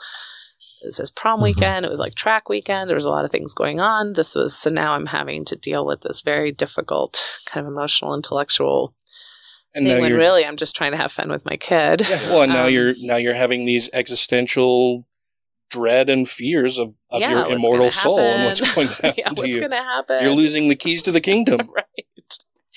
Which, I mean, to be fair, I don't believe they have that power over me, but symbolically it's just so, what a rejection, right? Like what a difficult thing. But yeah, no, I don't believe a bunch of white men in Salt Lake City have power over my eternal well-being. Anyway, so I wasn't probably in a very good headspace when I got there. And I was just trying to prepare my thoughts. I didn't know what questions I'd be asked. I didn't know who was even going to be in the room. I mean, I knew President Daley was going to be in the room. I figured his counselors were going to be in the room. I had asked for the High Council to be in the room because I had the right to ask that. That was denied. I had asked for the Relief Society president of my local ward there, right? So the Wichita ward, to be there because that was, I guess, again, in following all those protocols, that's something I could do. And I was conflicted about that. I didn't want to really bother her, but at the same time, I'm like, to have a female presence there, I think that matters. And it's not my job. You all said yes to these jobs and that this is part of your job. So yes, please be there. They did say yes to that. So she was there. I had asked for a list of who would be in the room. I was never offered that. And so I just, and then I knew all these people were coming to support me. So I just felt a lot of pressure from a lot of different places. I was definitely sleep deprived. I was emotional. I was, kind of just, I don't know, stimulated, right? Emotionally stimulated. I was angry. I was sad. Well, I think anybody in your position would be. And the fact that they couldn't anticipate that or refuse to even acknowledge it seems somewhat abusive. So the people who were gathering in my support, who were coming physically to the location, I think the idea was that they would get there about an hour ahead of time. My original plan was that I would meet them there an hour ahead of time, say thank you for coming, whatever, answer some questions. But I was to the point where I just couldn't do any of that. So I really just showed up 5 minutes before I was supposed to be there. And so I don't really know what happened before I showed up. I don't know if I kind of have a sense that they were asked to leave. Because I've been to some of these, by the way. So I've been to Sam Young's. Actually, I've only been to Sam Young's disciplinary. But I've seen, the footage of like Bill Reels and John DeLynn and the Youngs. And usually people are just kind of standing around the chapel area outside, outside, like on the grass or on the sidewalks But when I arrived, all of the people who were there to support me were kind of off to the side under this kind of like gazebo, like picnic gazebo thing, which I'm sure the stake uses for gatherings or whatever. So I believe that they were asked to go into that space, that they were not allowed to just be part of the parking lot or the grounds of the church. And and they were all there, so they had complied with that if that's what they had been asked to do. So then when I get there, all my witnesses are there. And it's the side door, so it's not even the main lobby door where they're telling us to meet them. And they're all just standing there outside the door. So I thought that was kind of weird. I thought that they would, but I thought, well, maybe they're waiting to open the doors at the time that we're going to go in and they're going to invite us all to come in. I had assumed we'd all go in, sit on the little couches they have, right, and wait our turns to go into the actual room. That's my assumption. So when I get there and I talk to my witnesses, I can tell that they're not doing great. And they just kind of tell me, so they're having us sit out here. They're not letting us in. As two of the women needed to go to the bathroom. The stake center is not really there's not like a 7-Eleven right next door. It's kind of an off part of town. They're not letting them even use the restroom. So that felt very weird. What? Well, there are signs out posted on the side of the building, every Mormon building, that says, visitors welcome. Yeah, visitors welcome. Come on in. Learn more about it. Exactly. So we were all locked out. And I was like, well, that's strange. So I guess two of them had to drive to a gas station somewhere to go to the bathroom. And right at the dot of when they come to, invite somebody in, this gentleman comes out and very brusque, very rude, just, basically says, okay, you can come in now. To me, not to everybody else. You can come in now. Oh, and right before that had happened, so John DeLynn was there, like he does with all his video stuff for live coverage. He had started walking over to say hello to me and, hey, Natasha, you got here, whatever. The same gentleman came out and was like, you need to leave right away. Get off the premises. I know who you are, buddy. You can't just completely, very brusque. That was the first interaction. The second interaction is, you can come in now. Nothing like, hello. I don't even know him. Are you Sister Parker? Are you whatever? Nothing like that. So I go in and the first thing they ask, and so they have, I don't even know how to describe it. We'll say it's this little side entrance. So it's a very narrow hallway. It's not like opening up to a big lobby like the main entrance usually does. And there's a gentleman sitting at a little table. So between the table and the hallway, I don't know, it's 5 feet or something. I mean, it's very small. And I would have had, it's just tiny. So they're definitely blocking, the entrance to the hallway even with this table and this man sitting there. And they have this paper that they want me to sign, which was the paper that they had already given me, stating that kind of their rules. And one of the rules was there will be no recordings of any kind, including writing. You can't write notes. Oh, wow. That seems weird. Right? Did they give you any reason for that at all? Or? I have been given no reasons for anything. Can I just say that? I love all these questions people ask me, and I'm like, I don't know. Anyway. Wow. So, and and that was given to us, a few days beforehand. We were told all your witnesses will need to sign this. I forget what it was mostly about recording stuff. Well, you would think that they would want this to be a more transparent process, just for no other reason than to be able to point to it and say, we're completely transparent in what we did. We feel we were fair and even-handed. This is what happened and why. The fact that they're not really transparent and open about it, I think, is a huge red flag. Yes. I mean, if I wanted it to be confidential, they need to keep it confidential because it has to do with me. What if I had been bringing in for adultery, or if I had been brought in for, right. I don't want maybe that to be recorded. And it's kind of like therapy, right? I'm bound by confidentiality. My clients are not. My clients can say whatever they want to say about what happened in a therapy room with me. Right. But I can't say anything, right? So the protection is for the person who's being brought in. Right. But the church is acting like they need to be protected. And I agree with you. Protected from what? Yeah. If these are your protocols. And they always say, well, these are sacred and, super sacred and sacred. Super sacred. And I'm like, well, and I had rescinded my, in one of the letters that I had sent back.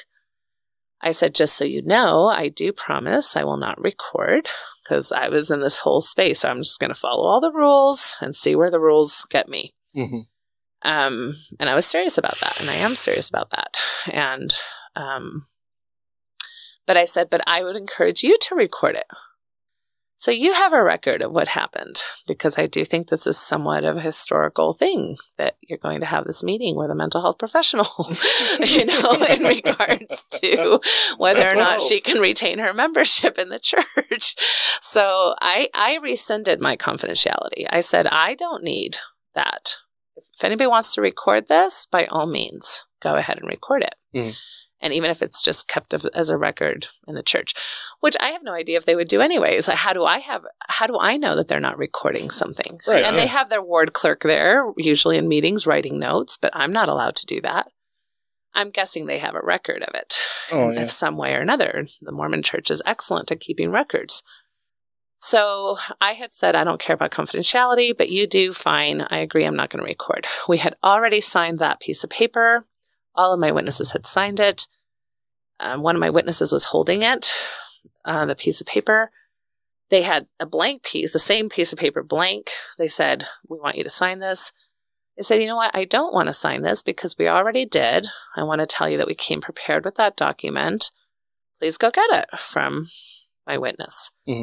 Because I wanted them to know that we had taken that seriously. We weren't just coming and signing it in the moment, willy-nilly. Well, then the next thing he says to me is, okay, you're going to have to turn off your phone. And I was like, what? He's like, you're going to have to turn off your phone.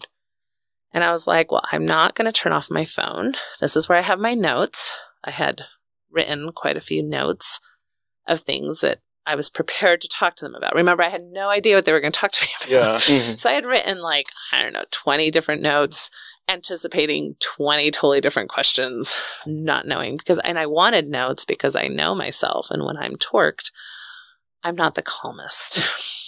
Same. Not the calmest. And I didn't want to lose my temper, and I didn't want to say anything, prickish. And I didn't want to totally lose it. So I had prepared these notes. I had purposely put them on my phone because I didn't want to bring in paper because I thought they're going to accuse me that I'm going to want to write down notes on paper. I understand that a phone can record. I know there's recording apps or whatever, but for all that's worth, I could have a recording device up my vagina if I wanted to. What were they going to do? Frisk me? Yeah, you could have worn a wire in there. Of course. And to be honest, I had been offered those things. I had been offered by 3 different individuals. I would have been disappointed if you hadn't, to be honest. Yeah. And I knew I was going to disappoint a lot of people by not doing it. Not disappointed in you, but disappointed in other individuals that they who would not have given it. Come forward and been like, all right, hey, guess what? We've done this before. Yeah, and there were several devices. There was one I could have worn in kind of in my ear. There was one I could have worn under my clothing. There was one that I could have put in a pocket. So I was like, it did not say ever in the paperwork that I would not be able to have my phone with me. It said recording devices. So I didn't consider I didn't even think about that really. I didn't even think about it, about my phone being a recording device. Well, they're kind of they've become an extension. My one just to say, oh, honey. Right. And maybe that's true. Maybe that was naive of me. That's fine. But I was honest. I didn't have any recording apps on it. I would have been totally nervous. Like, oh, do I press? I don't even know how I would have done that. I've got to set this in the middle of the table for no apparent reason whatsoever. Right. It was just, if they would have wanted towards my flower lapel. Exactly. So that to me was the final straw. I was not. Oh, and he had a basket. I could tell that he wanted me to turn off my phone and hand over my phone into this I'm basket. Not giving you my property. I'll turn it off. I whatever, was so that was the after all of these things that they had asked of me, after all the things that I had asked of them that were no, to me, that was the final straw. I did not feel comfortable going in there without my notes.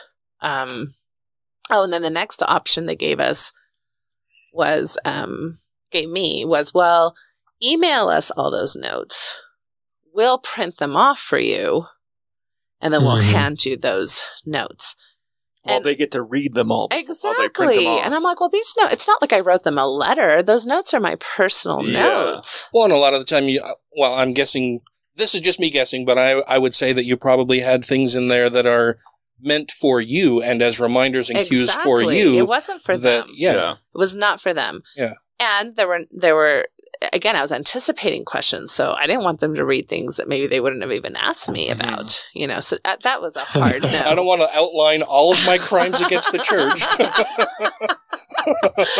So the whole thing just felt it felt like, at that point, I'm like, you're not a court of law. Mm-hmm. You're not, you don't have a right to my personal property. No. This is kind of like an honor thing, I'm honoring your requests and you're really not honoring mine, but we're kind of pretending that we're in this polite space together. They should have had a little faith in you. Yeah. I'm showing up, I'm, all this stuff. So they just came out and said, you can leave. Oh, wow. And I said, fine. I was like something had just cracked in I was like, crack, fine, I'm out. And I just walked out. I didn't even talk to my witnesses. They're all like, what the heck happened? This only took like 5 minutes. You know, they're probably expecting me to be in there half an hour. I had half an hour, by the way, to defend my eternal salvation. Oh, wow. After, again, countless hours that I have offered in my life, but I was worth half an hour. And I just went, and, you know, John Dehlin again is like, hey, what's going on? And I'm like, I could not. I was like, I can't right now, bro. I can't talk to anybody. So I just went in this kind of other area of the lawn, and I sat on the grass, and I just tried to do my breathing exercises. And, go to my happy place. I asked, you know, one person to come and talk to me, actually a couple, and kind of explain to them what had happened. But my assumption is like, well, this just went south pretty fast. And I did feel like they really don't have any interest in talking to me. No. And they I'm wanted like, to talk at you, not with you. Yeah.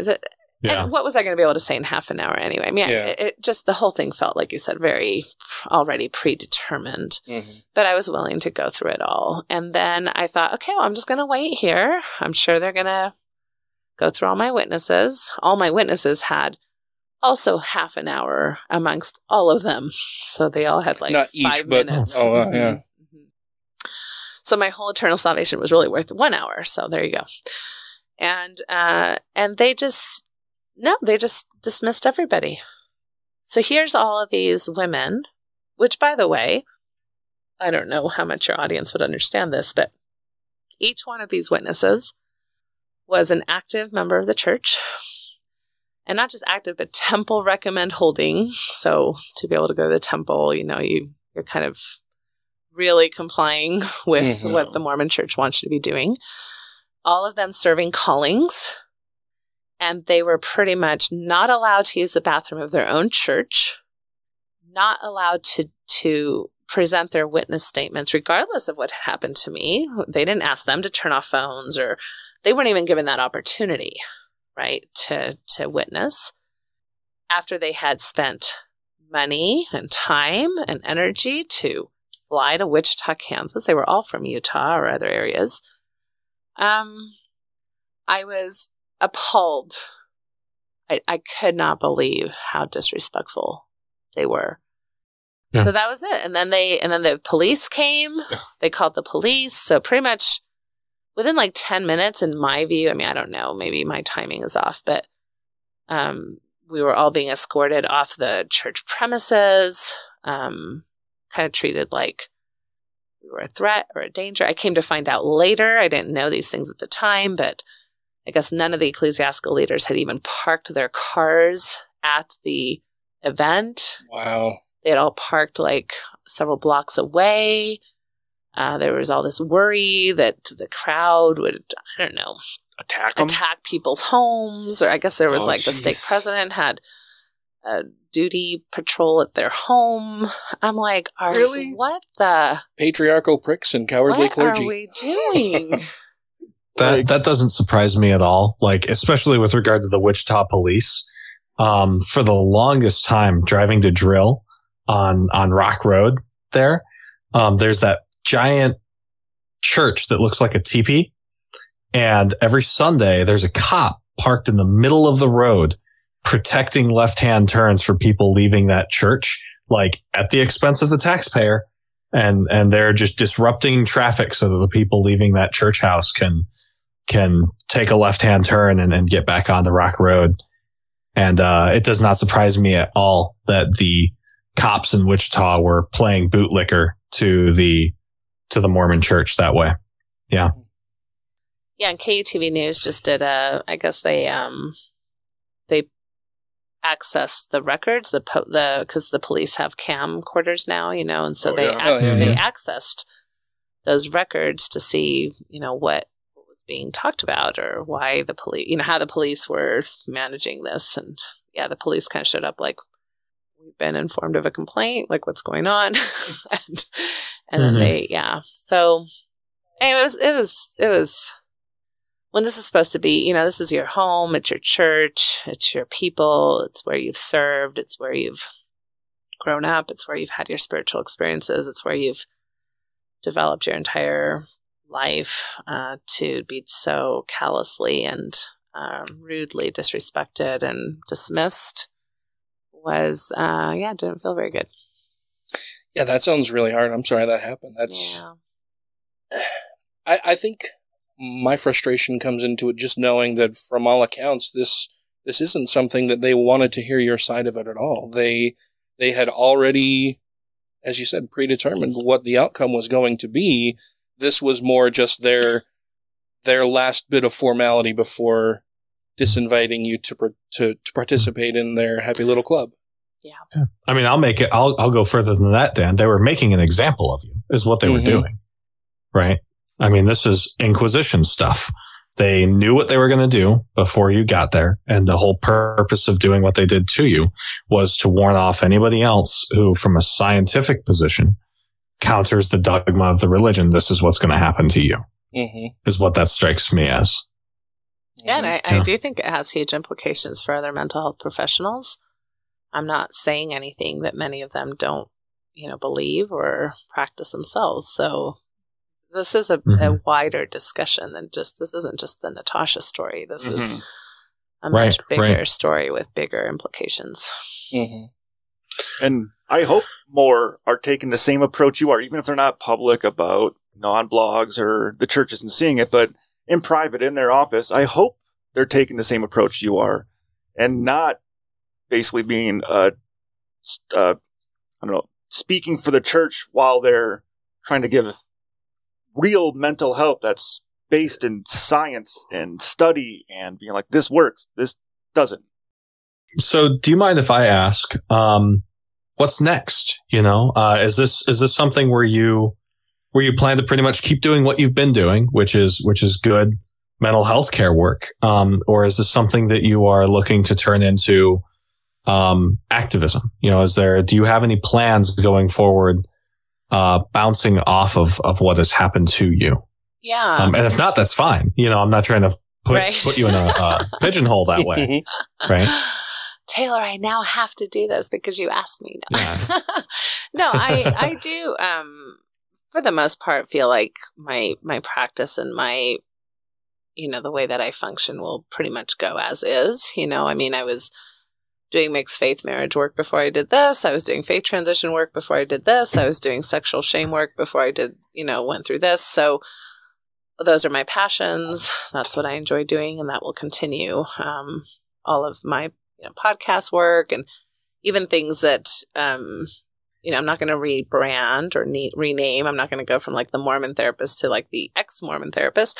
I did put a disclaimer on the bottom of my post now that says, just for people to know, I was excommunicated from the church. But no, I guess I don't really feel a need to do anything different because I feel like in a sense that would honor that authority that I'm not going to honor. No, I get that. And this is bad hosting on my part. Would you be willing to plug your podcast, blog, etc., just so it's easy for people? And we'll put those in the show notes as well. Yeah, you mean like tell you what they are right now, like? Yeah. If you're comfortable with that. Oh yeah, for sure. So I write a blog called The Mormon Therapist. It's on Patheos, which also has a lot of cool atheist posts, by the way. Atheist writers. I have Mormon Sex Info.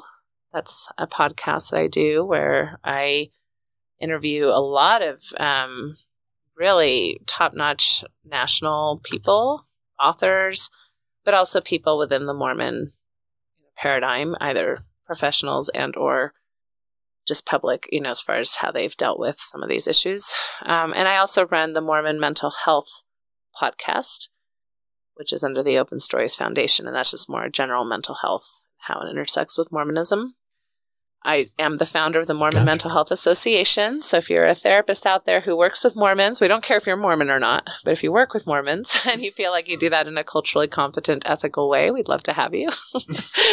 I also just have my website, natashahelfer.com, and on that there's quite a few like webinars and I have quite a few sex webinars, like what do you do if you're the low libido partner? If you're interested in anal sex, how do you go about that? How do you think about viewing sexually explicit materials in ways that are not through the addictions model, et cetera? So I have a lot of webinars. And do you talk about how to bring up the clitoris at the ward house? I don't, but that would be a great little workshop. Relief Society? I don't know where I would find that workshop, so... It gives Relief Society a whole different meaning. Yeah, exactly right. A lot of relief. I just had a call back to that from earlier because I thought it was funny. That's great. That's great. I'm Bryce Barkenagel. Have you ever wondered if Joseph Smith was drugging the early Mormons? Turns out it might be possible when you have a fantastic congregation that is witnessing angels floating around in the rafters and think that the temple is on fire and they're running out in the snow and writhing around on the ground naked. Yeah, as it turns out, drugs might be the best explanation. Be sure to check out my Sunstone Symposium presentation on the Joseph Smith entheogen theory by punching that into any YouTube browser. And thank you so much for checking that out, and be sure to check out the Naked Mormonism podcast. This is the Godless Rebelution. You want a Bible interpretation to support slavery? I can do that for you. You want an abolitionist Bible interpretation? I can do that. You want to subjugate women? I can make the Bible work that way. You want to elevate women? I can do that. Like, you start to realize that I can make the Bible do whatever I want it to do. If you have questions, comments, concerns, compliments, corrections, criticisms, or concepts for content, contact the show via email at godlessrebelution@gmail.com, by text or voicemail at 330-81-REBEL, or Twitter the twatter at TGR Podcast. Thank you! I don't know if Dan or Ryan have any further things. I know that my last big question I have is, and honestly, to a large degree, you've already answered this question, or at least half of it. I was going to say, how can listeners seek out good help in the things that you provide, which you've said with some of your resources, and we'll make sure that those are posted in the show notes. If there's a way for you to like ethically say so that doesn't like create too much of like a, like a counseling situation on the pod itself, right? But are there any bad therapy practices, right? Or like religiously motivated therapy practices, especially by way of like phrases that a therapist might use that you can like forewarn people about and say like, hey, if your counselor starts talking about like sex addiction, maybe you should look away, right? Like if they talk about, conversion therapy, obviously we know you should probably go somewhere else, right? Are there any other like key terms that our listeners should be aware of? So if they go to like couples counseling or sex counseling and they start hearing this stuff crop up, that maybe they should start looking at alternative options. Yeah. Is that question well communicated? Sure. And I'm actually going to finish your last question because I am planning on doing continued advocacy work, and this whole, all these letters of support I received and everything. Like, I haven't had the energy or time, but I would like to, over the next couple of years, maybe conglomerate everything into maybe a website or something that kind of historically has a place to see everything that happened through this excommunication. So that's a project I'll work on, but just on side time, which we all have so much time to do that. In all of your spare time. Yeah, exactly. Yeah. But as far as, so, I think that the first thing I'll say about professionals, especially in regards to sexuality, is that first, we just need to understand that mental health professionals are not trained in sex therapy. They just are not. This is true of medical school people. This is true of mental health professionals. Like, if you have maybe one class in human sexuality in a graduate school program, that's like doing well. So even me as a marriage and family therapy, clinician, which I felt like I got a good, education as a marriage and family therapist, but I was not really educated in human sexuality. And so I think for the audience, for the public, it's hard because we have all these acronyms behind our names. Everybody's got an acronym here or there. You feel like you're going to somebody who's an authority. For example, you may go to a CSAT, which is a Certified Sexual Addictions Therapist. Well, that seems pretty... That's problematic just in the title. It's problematic in the title, but if you don't know any better... But you see the acronym it seems and you think like, it looks good. This person knows what they're talking about. But they don't understand that like a CSAT credential is really a credential in Patrick Carnes' program. That's a one-man program. He developed it. He certifies people. That's very different than like a certified sex therapist, which is what I am, which I had to, go through this incredibly diverse training that was not created by one person, by a body of people who've decided these are the qualifications that it's going to take to be able to call yourself a sex therapist. But how is the public supposed to know that? Right. Yeah. And if you go to a marriage and family therapist, well, they must know what they're talking about when it comes to sex. But like I'm saying, I wasn't really trained in sex. And a lot of the things I learned in my sex therapy training were really like diametrically opposed to my training in marriage and family therapy. So I think the public has kind of a bit of an uphill climb in figuring out who is this person that I'm going to see? What do their credentials really mean? What does this mean for the type of help I'm wanting to get?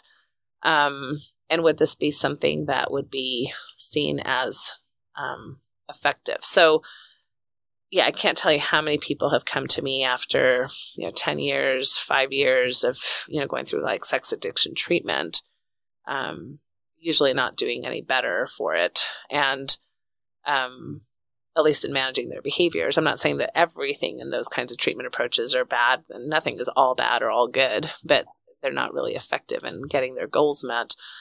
And but they thought they were seeing, and they are seeing credentialed therapists. They're licensed, but they have a certification that really doesn't hold a lot of weight in the field of sexology. So one thing I would say is just really kind of get to know the credentials of a person, really understand their training. If you're going to see somebody who is religious, especially if you're religious, so here's an example of something that happened in my personal life. I took one of my kids who was dealing with some anxiety issues, so nothing to do with religion. I took him to a therapist in Wichita, Kansas, who was supposed to be like top-notch person for anxiety treatment in children. We're in there. We're talking. Second session in, my kid says something like, well, I think, I don't know what he was worried about. He was worried about dying from some weird disease or something. He had some weird thing. And the therapist says, God wouldn't want you to feel that way about yourself. Inserting their own personal beliefs. Had never asked us if we were religious. Yeah. Had never asked us if we believed in God ourselves. Had never, it's one thing. It still would have been bad, but it would have been better if he would have said, oh, so do you have religious, inclinations? Do you believe in God? And then if he would have said, well, God doesn't, want you to feel that way, that still would have been inappropriate for him to do that, even if we were all religious in the room. But I was just floored that that's where he went from a therapeutic stance. Now, if he had said, do you believe in God?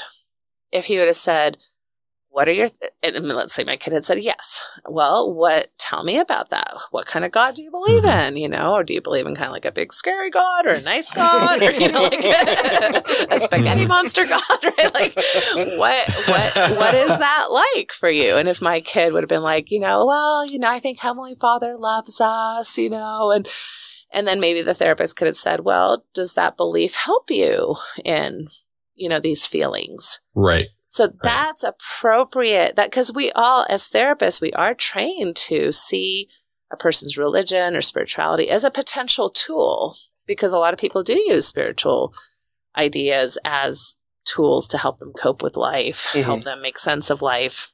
So that would have been an appropriate way to use my own kids' beliefs and values to say, well, is that something that could help you with this particular problem? And then my kid would have to sit there with that cognitive dissonance I was talking about. I do believe in a loving God, but on the other hand, I'm super scared all the time, So it's like, he'd have to kind of deal with that confusion, right?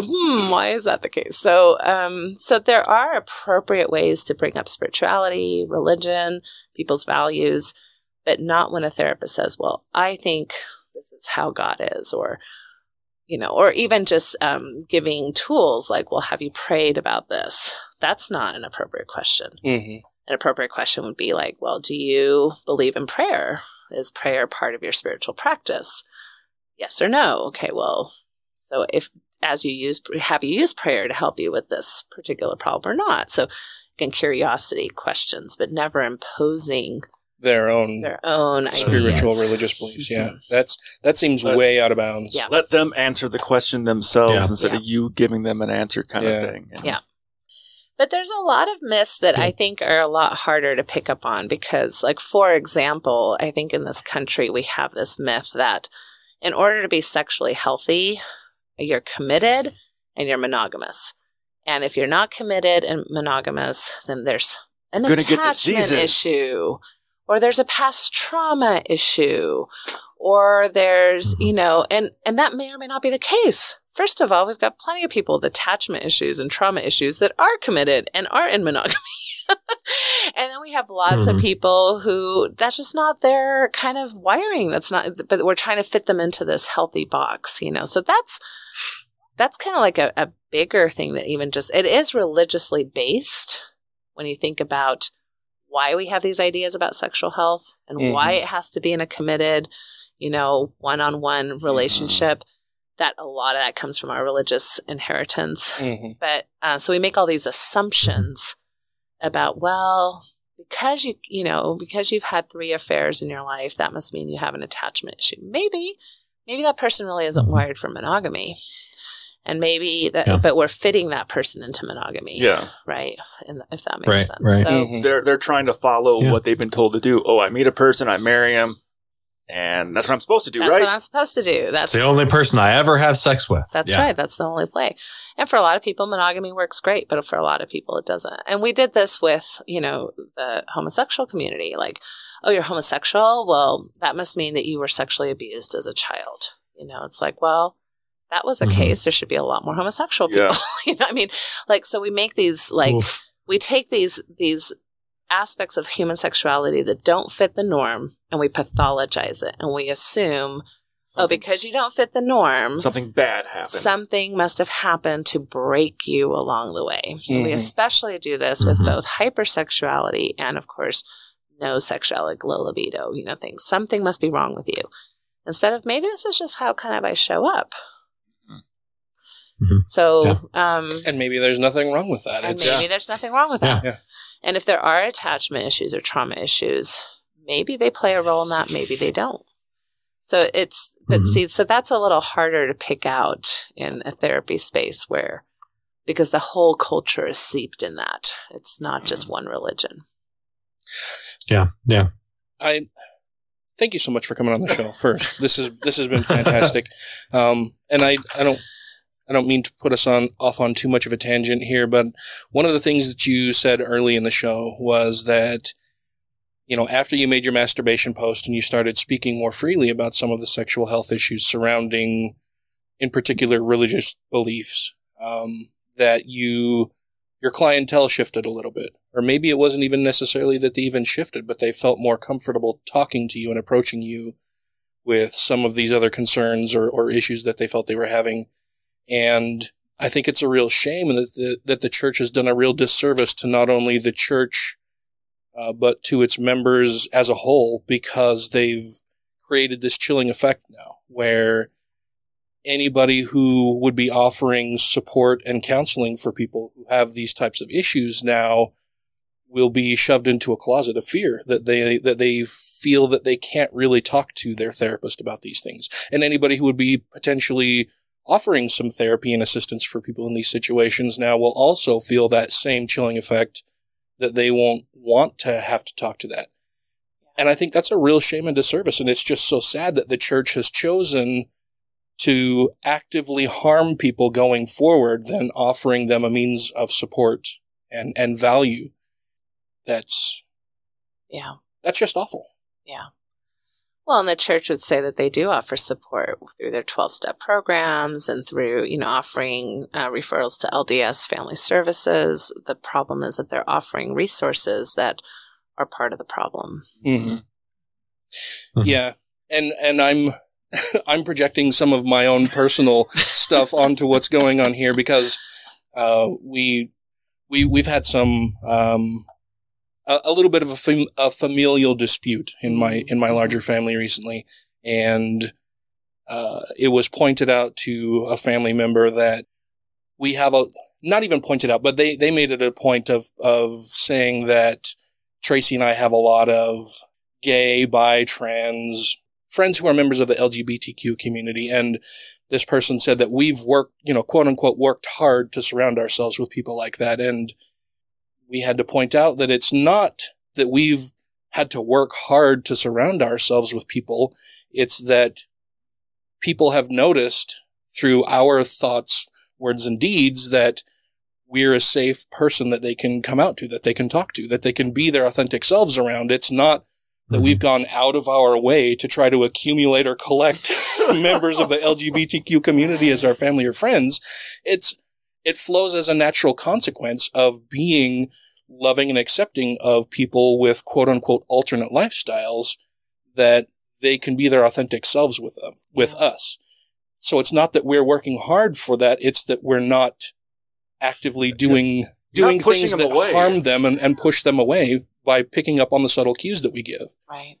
And so, yes, I was projecting a little bit of what we've been doing here, because it's just so sad that so many people seem to view the world that way, that, you have to work really hard to gain the trust and friendship of somebody who's different than you. And you really don't. All you have to do is be accepting and meet people where they are and let them be who they are. Yeah. No, I think you're right. People gravitate towards safe spaces. And that's the dilemma too in this story, is that if you're a believing member of the church and you've got a gay child and who needs affirming services, but because you're believing and because you just saw the sex therapist got excommunicated for supporting gay marriage, who's going to be safe? Where is that believing parent going to feel safe? So they're going to gravitate towards unethical spaces that do not allow the kid, who is a minor in the system, to access accurate and effective mental health services. And that kid then runs a 2 to 5 times higher rate of suicidal risk than teens who are in affirming spaces. So this has very big consequences in regards to, I'm glad that we're moving. There's more and more safe spaces where there are more and more places where people can feel like they can be authentic. But even in the research, it shows that clients will protect their therapists from their discomfort. So if you have a client who kind of gets wind that you're kind of a little uncomfortable talking about sex, or that you're a little bit, uncomfortable talking about, kink or, alternative lifestyles in the sense of BDSM or things like that, clients will be like, oh, I get it. This is just not something I'll talk to my therapist about. But, we'll stay on the topic of depression, because they don't feel comfortable making their therapist uncomfortable. So that is really problematic in this whole idea that we as therapists have this ongoing responsibility to watch our own biases, and why we're required to go to 3 hours of ethics training every year. Yeah. Wow. That's so much. I go to ethics training so funny too, to me. But my government ethics training is don't take money from foreign people. Yeah. It's like, I don't even see foreign people. I'm a firefighter. I'm not going to take money from anybody. Yeah. I don't want to get in trouble. Yeah. Thank you so much for coming on our show. We really appreciate it. This has been fantastic. Well, good. I hope so. Yeah, Sometimes I'm long-winded. I have absolutely enjoyed spending this time with you, for sure. We'll have you back anytime that you would like to come in. Well, that would be lovely. awesome. I'll come in whenever you want. We got listeners all over the U.S. and in other countries, and I know a lot of therapists now do stuff over virtual. Do you offer those same services? If there's anyone out there listening? Yeah, there's a lot of regulation around kind of virtual therapy. You're supposed to be working within the state, at least here in the United States. You need to work with people who you're licensed to see them in their state. And it's interesting, when all this virtual stuff came up, they chose the client instead of the therapist. Oh. So instead of you coming to see me here in Utah where I'm licensed, if you're in Kansas or Massachusetts or wherever, it's like I'm going to Massachusetts, and if I'm going to Massachusetts and I'm not licensed there, then that's a problem. Although that's become, I mean, with COVID, it was interesting that a lot of states became more friendly, and then there are some fields that are going to more national type things. Okay. International is also an issue. You know, like, am I allowed to practice therapy in Finland or in, wherever country? But that we at my group practice have developed a coaching model, more of a coaching consultation model, where we can offer more like educational and solution focused strategies and things that wouldn't necessarily follow the medical model of therapy. Okay. And that we can offer to anyone, regardless of where you are geographically. So because there are a lot of people who need specialized help, especially with something like a faith transition in Mormonism, and you're in, I don't know, Vermont, and there's nobody who understands the cultural competence of what the heck is going on. Because you can have a lot of really good secular therapists say something to a Mormon like, well, if you're not happy with your religion, why don't you just go to a different church? Completely not really understanding the cost of what it means to leave a high demand religion. Yeah. How ingrained it is in your life. Exactly. So that can feel very minimizing, and it's like they don't get it. Or I've also gotten the complaint like, oh my gosh, I spent like 8 sessions teaching my therapist about Mormonism, instead of... And you had to pay for it. $150 an hour to teach, to give them the first 8 missionary lessons. Exactly. So they can treat me. Exactly. So we do feel like it's an ethical responsibility to offer some levels of support and coaching and things like that to wherever anybody is. And again, Mormons have a lot of international presence because a lot of these, people go on missions where they learn different languages. So now they're diplomats or they've got jobs, in other parts of the world, but they're going through something very Mormon-esque in like Ethiopia or something. I had somebody from Ethiopia going through a Mormon transition and mental health there is very different to begin with, and then definitely not understanding the Mormon context. Yeah. So we were a good resource for that person. So we do online work. And my practice, we actually have several providers who are licensed in several states. So if you happen to be in like one of the 10 states we're licensed in, we can also offer telehealth.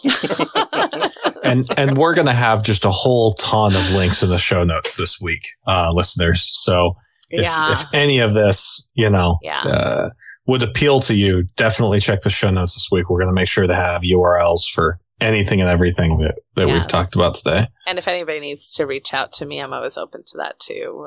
We're happy to point people in the right direction. So. Yeah, I appreciate you for that, because I pretty much just like blind shot at you on Facebook Messenger for this. It's like, oh, I'm so glad she just. Well, and it's funny because I got so bombarded by messages that sometimes I'm just kind of catching up, and I'm like, oh, that person contacted me 2 months ago and wanted an interview. I kind of missed that one. It's like. Anyway, no, I'm glad we connected. So I always ask this one, and like, if there's nothing, there's no need to like totally get back into it, but I like this question at the end of interviews. Are there any questions that we didn't ask you that you've been looking for, like, you want to talk about this thing? Yeah. Is there anything like that stands out to you that we didn't ask you about that you want to make sure you talk about? I actually ask that question of my people too, because I always feel like, am I not hitting something that they would really love to talk about? Mm-hmm. When you say that, I just really go back to kind of like, what is my main goal? And, my main kind of passion space is to eradicate sexual shame. And I know a lot of your listeners don't necessarily resonate with, religion or, theology, and that's fine. I am a big believer. I don't care where you come from. You're probably affected by sexual shame because even if you were raised atheist, even if you were still raised in a community, in a society that has so many myths and inheritances that have to do with the control of sexuality, that it's hard to escape how that might be affecting us. And the reality is that we don't even have comprehensive sexual education here in the United States. So it doesn't matter your religious affiliation or not. You're not getting educated correctly in regards to America sexuality. is sexually repressed. Well, and regardless of whether you've been specifically, whether you've, somebody has sat you down and specifically told you that certain sexual activities are deviant or that they should be shamed or you should feel shame for them, you get that message consistently through all forms of media, Exactly. wherever you go. I mean, we currently have a system of rating television and film where you can show somebody shooting somebody else in the head, chopping them into little bits, dancing in their blood, and having a fine time doing that, but you can't show a penis. Yeah. That's exactly. That's exactly right. Yeah. One of my favorite anecdotes, I went to watch Deadpool. And there was this guy with his kid sitting next to him. This kid couldn't have been more than 8 years old. It's probably closer to 6, right? Deadpool is rated R. And, it got around to the point where, Deadpool's girlfriend starts pegging him, and this, this guy swoops up his kid and dashes out of the theater and says, "This isn't a kid's movie." And it's like, what did you think the R rating was for? And surely he thought that, it's okay to let my 6-year-old kid watch somebody get their head chopped off. But, that's the very first scene. Yeah, in slow motion. Yeah. Right. He was fine with that. He was fine with the opening sequence of that movie. Yeah. But he was not okay with a woman using a dildo on a man. Yeah. And you don't even see it. The Europeans criticize us all the time. Oh, yeah. They're shocked at the amount of violence that we allow our kids to, consume. And then that we make such a big deal about boobies and, private parts. Right. But when most people will enjoy sex and very few of them engage in violence. Exactly. Yeah. We're very uncomfortable with it. I remember even from like a Mormon construct, I don't know if you've heard of the book series Twilight. Oh, yeah. The vampire movie. Well, it's written by an LDS woman, and there's Sparkle. Yeah, Sparkle vampires. And that's exactly the same thing. There's tons of violence in it. All the Mormon moms and dads let all the kids go see every movie except for the last one. And why the last one? Well, because they finally consummate their marriage, even marital.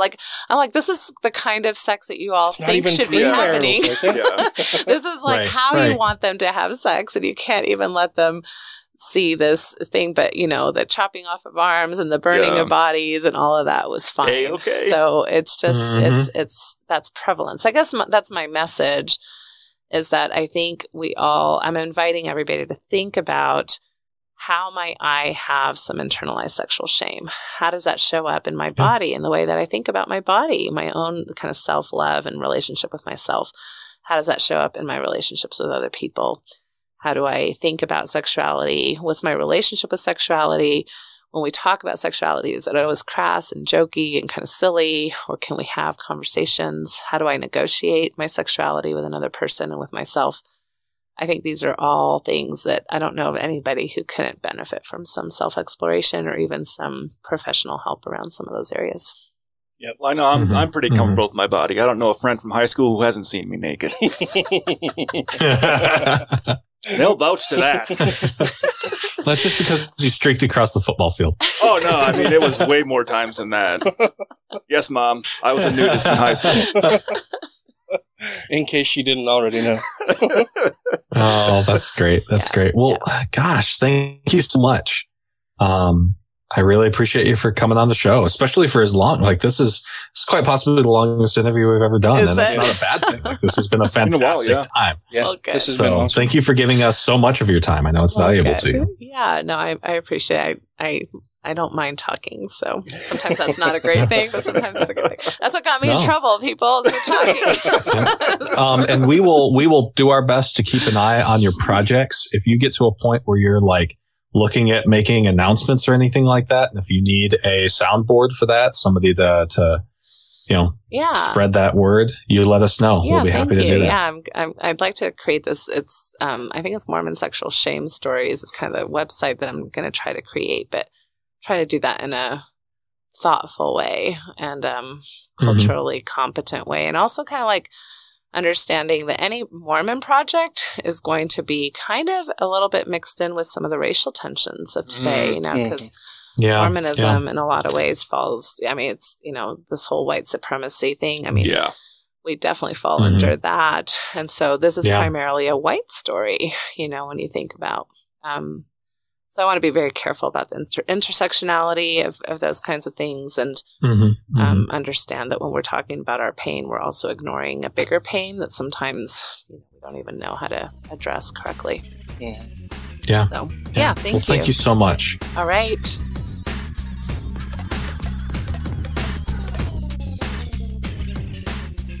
What a fun conversation with such an amazing person. Thank you so much for coming on the show, Natasha. We really appreciate it. We loved having you on as a guest.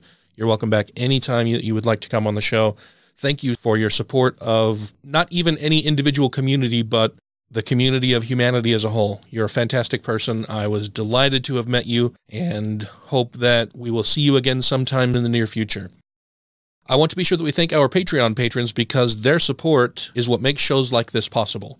That would be Two Skeptical Chaps, Alan Firth, Don't Be a Richard, Hunter Grin, John McCullough, Ollie Olson, Sinead Duffy, Steve Cuno, Stephen Andrus, Tiffany Hudson, Vanessa, All Hail Peanut Buttra, the guy that asks questions before he finishes the show, Andrew Vodopich, Corey Ebert, Jeff Peterson, Jeremy Goodson, Megan Mitchell, Utah Outcasts, Wesley Aaron, Freethinker215, Matthew Sanders, Chad Pryor, Janet Uter, Purple Dragon, Savita Kuna, Tim Jacobson, Trisha Weir, A Noble Spirit Embiggens the Smallest Man, A Perfectly Cromulent Statement, Ted Sellen, Sarah Segovia, and James.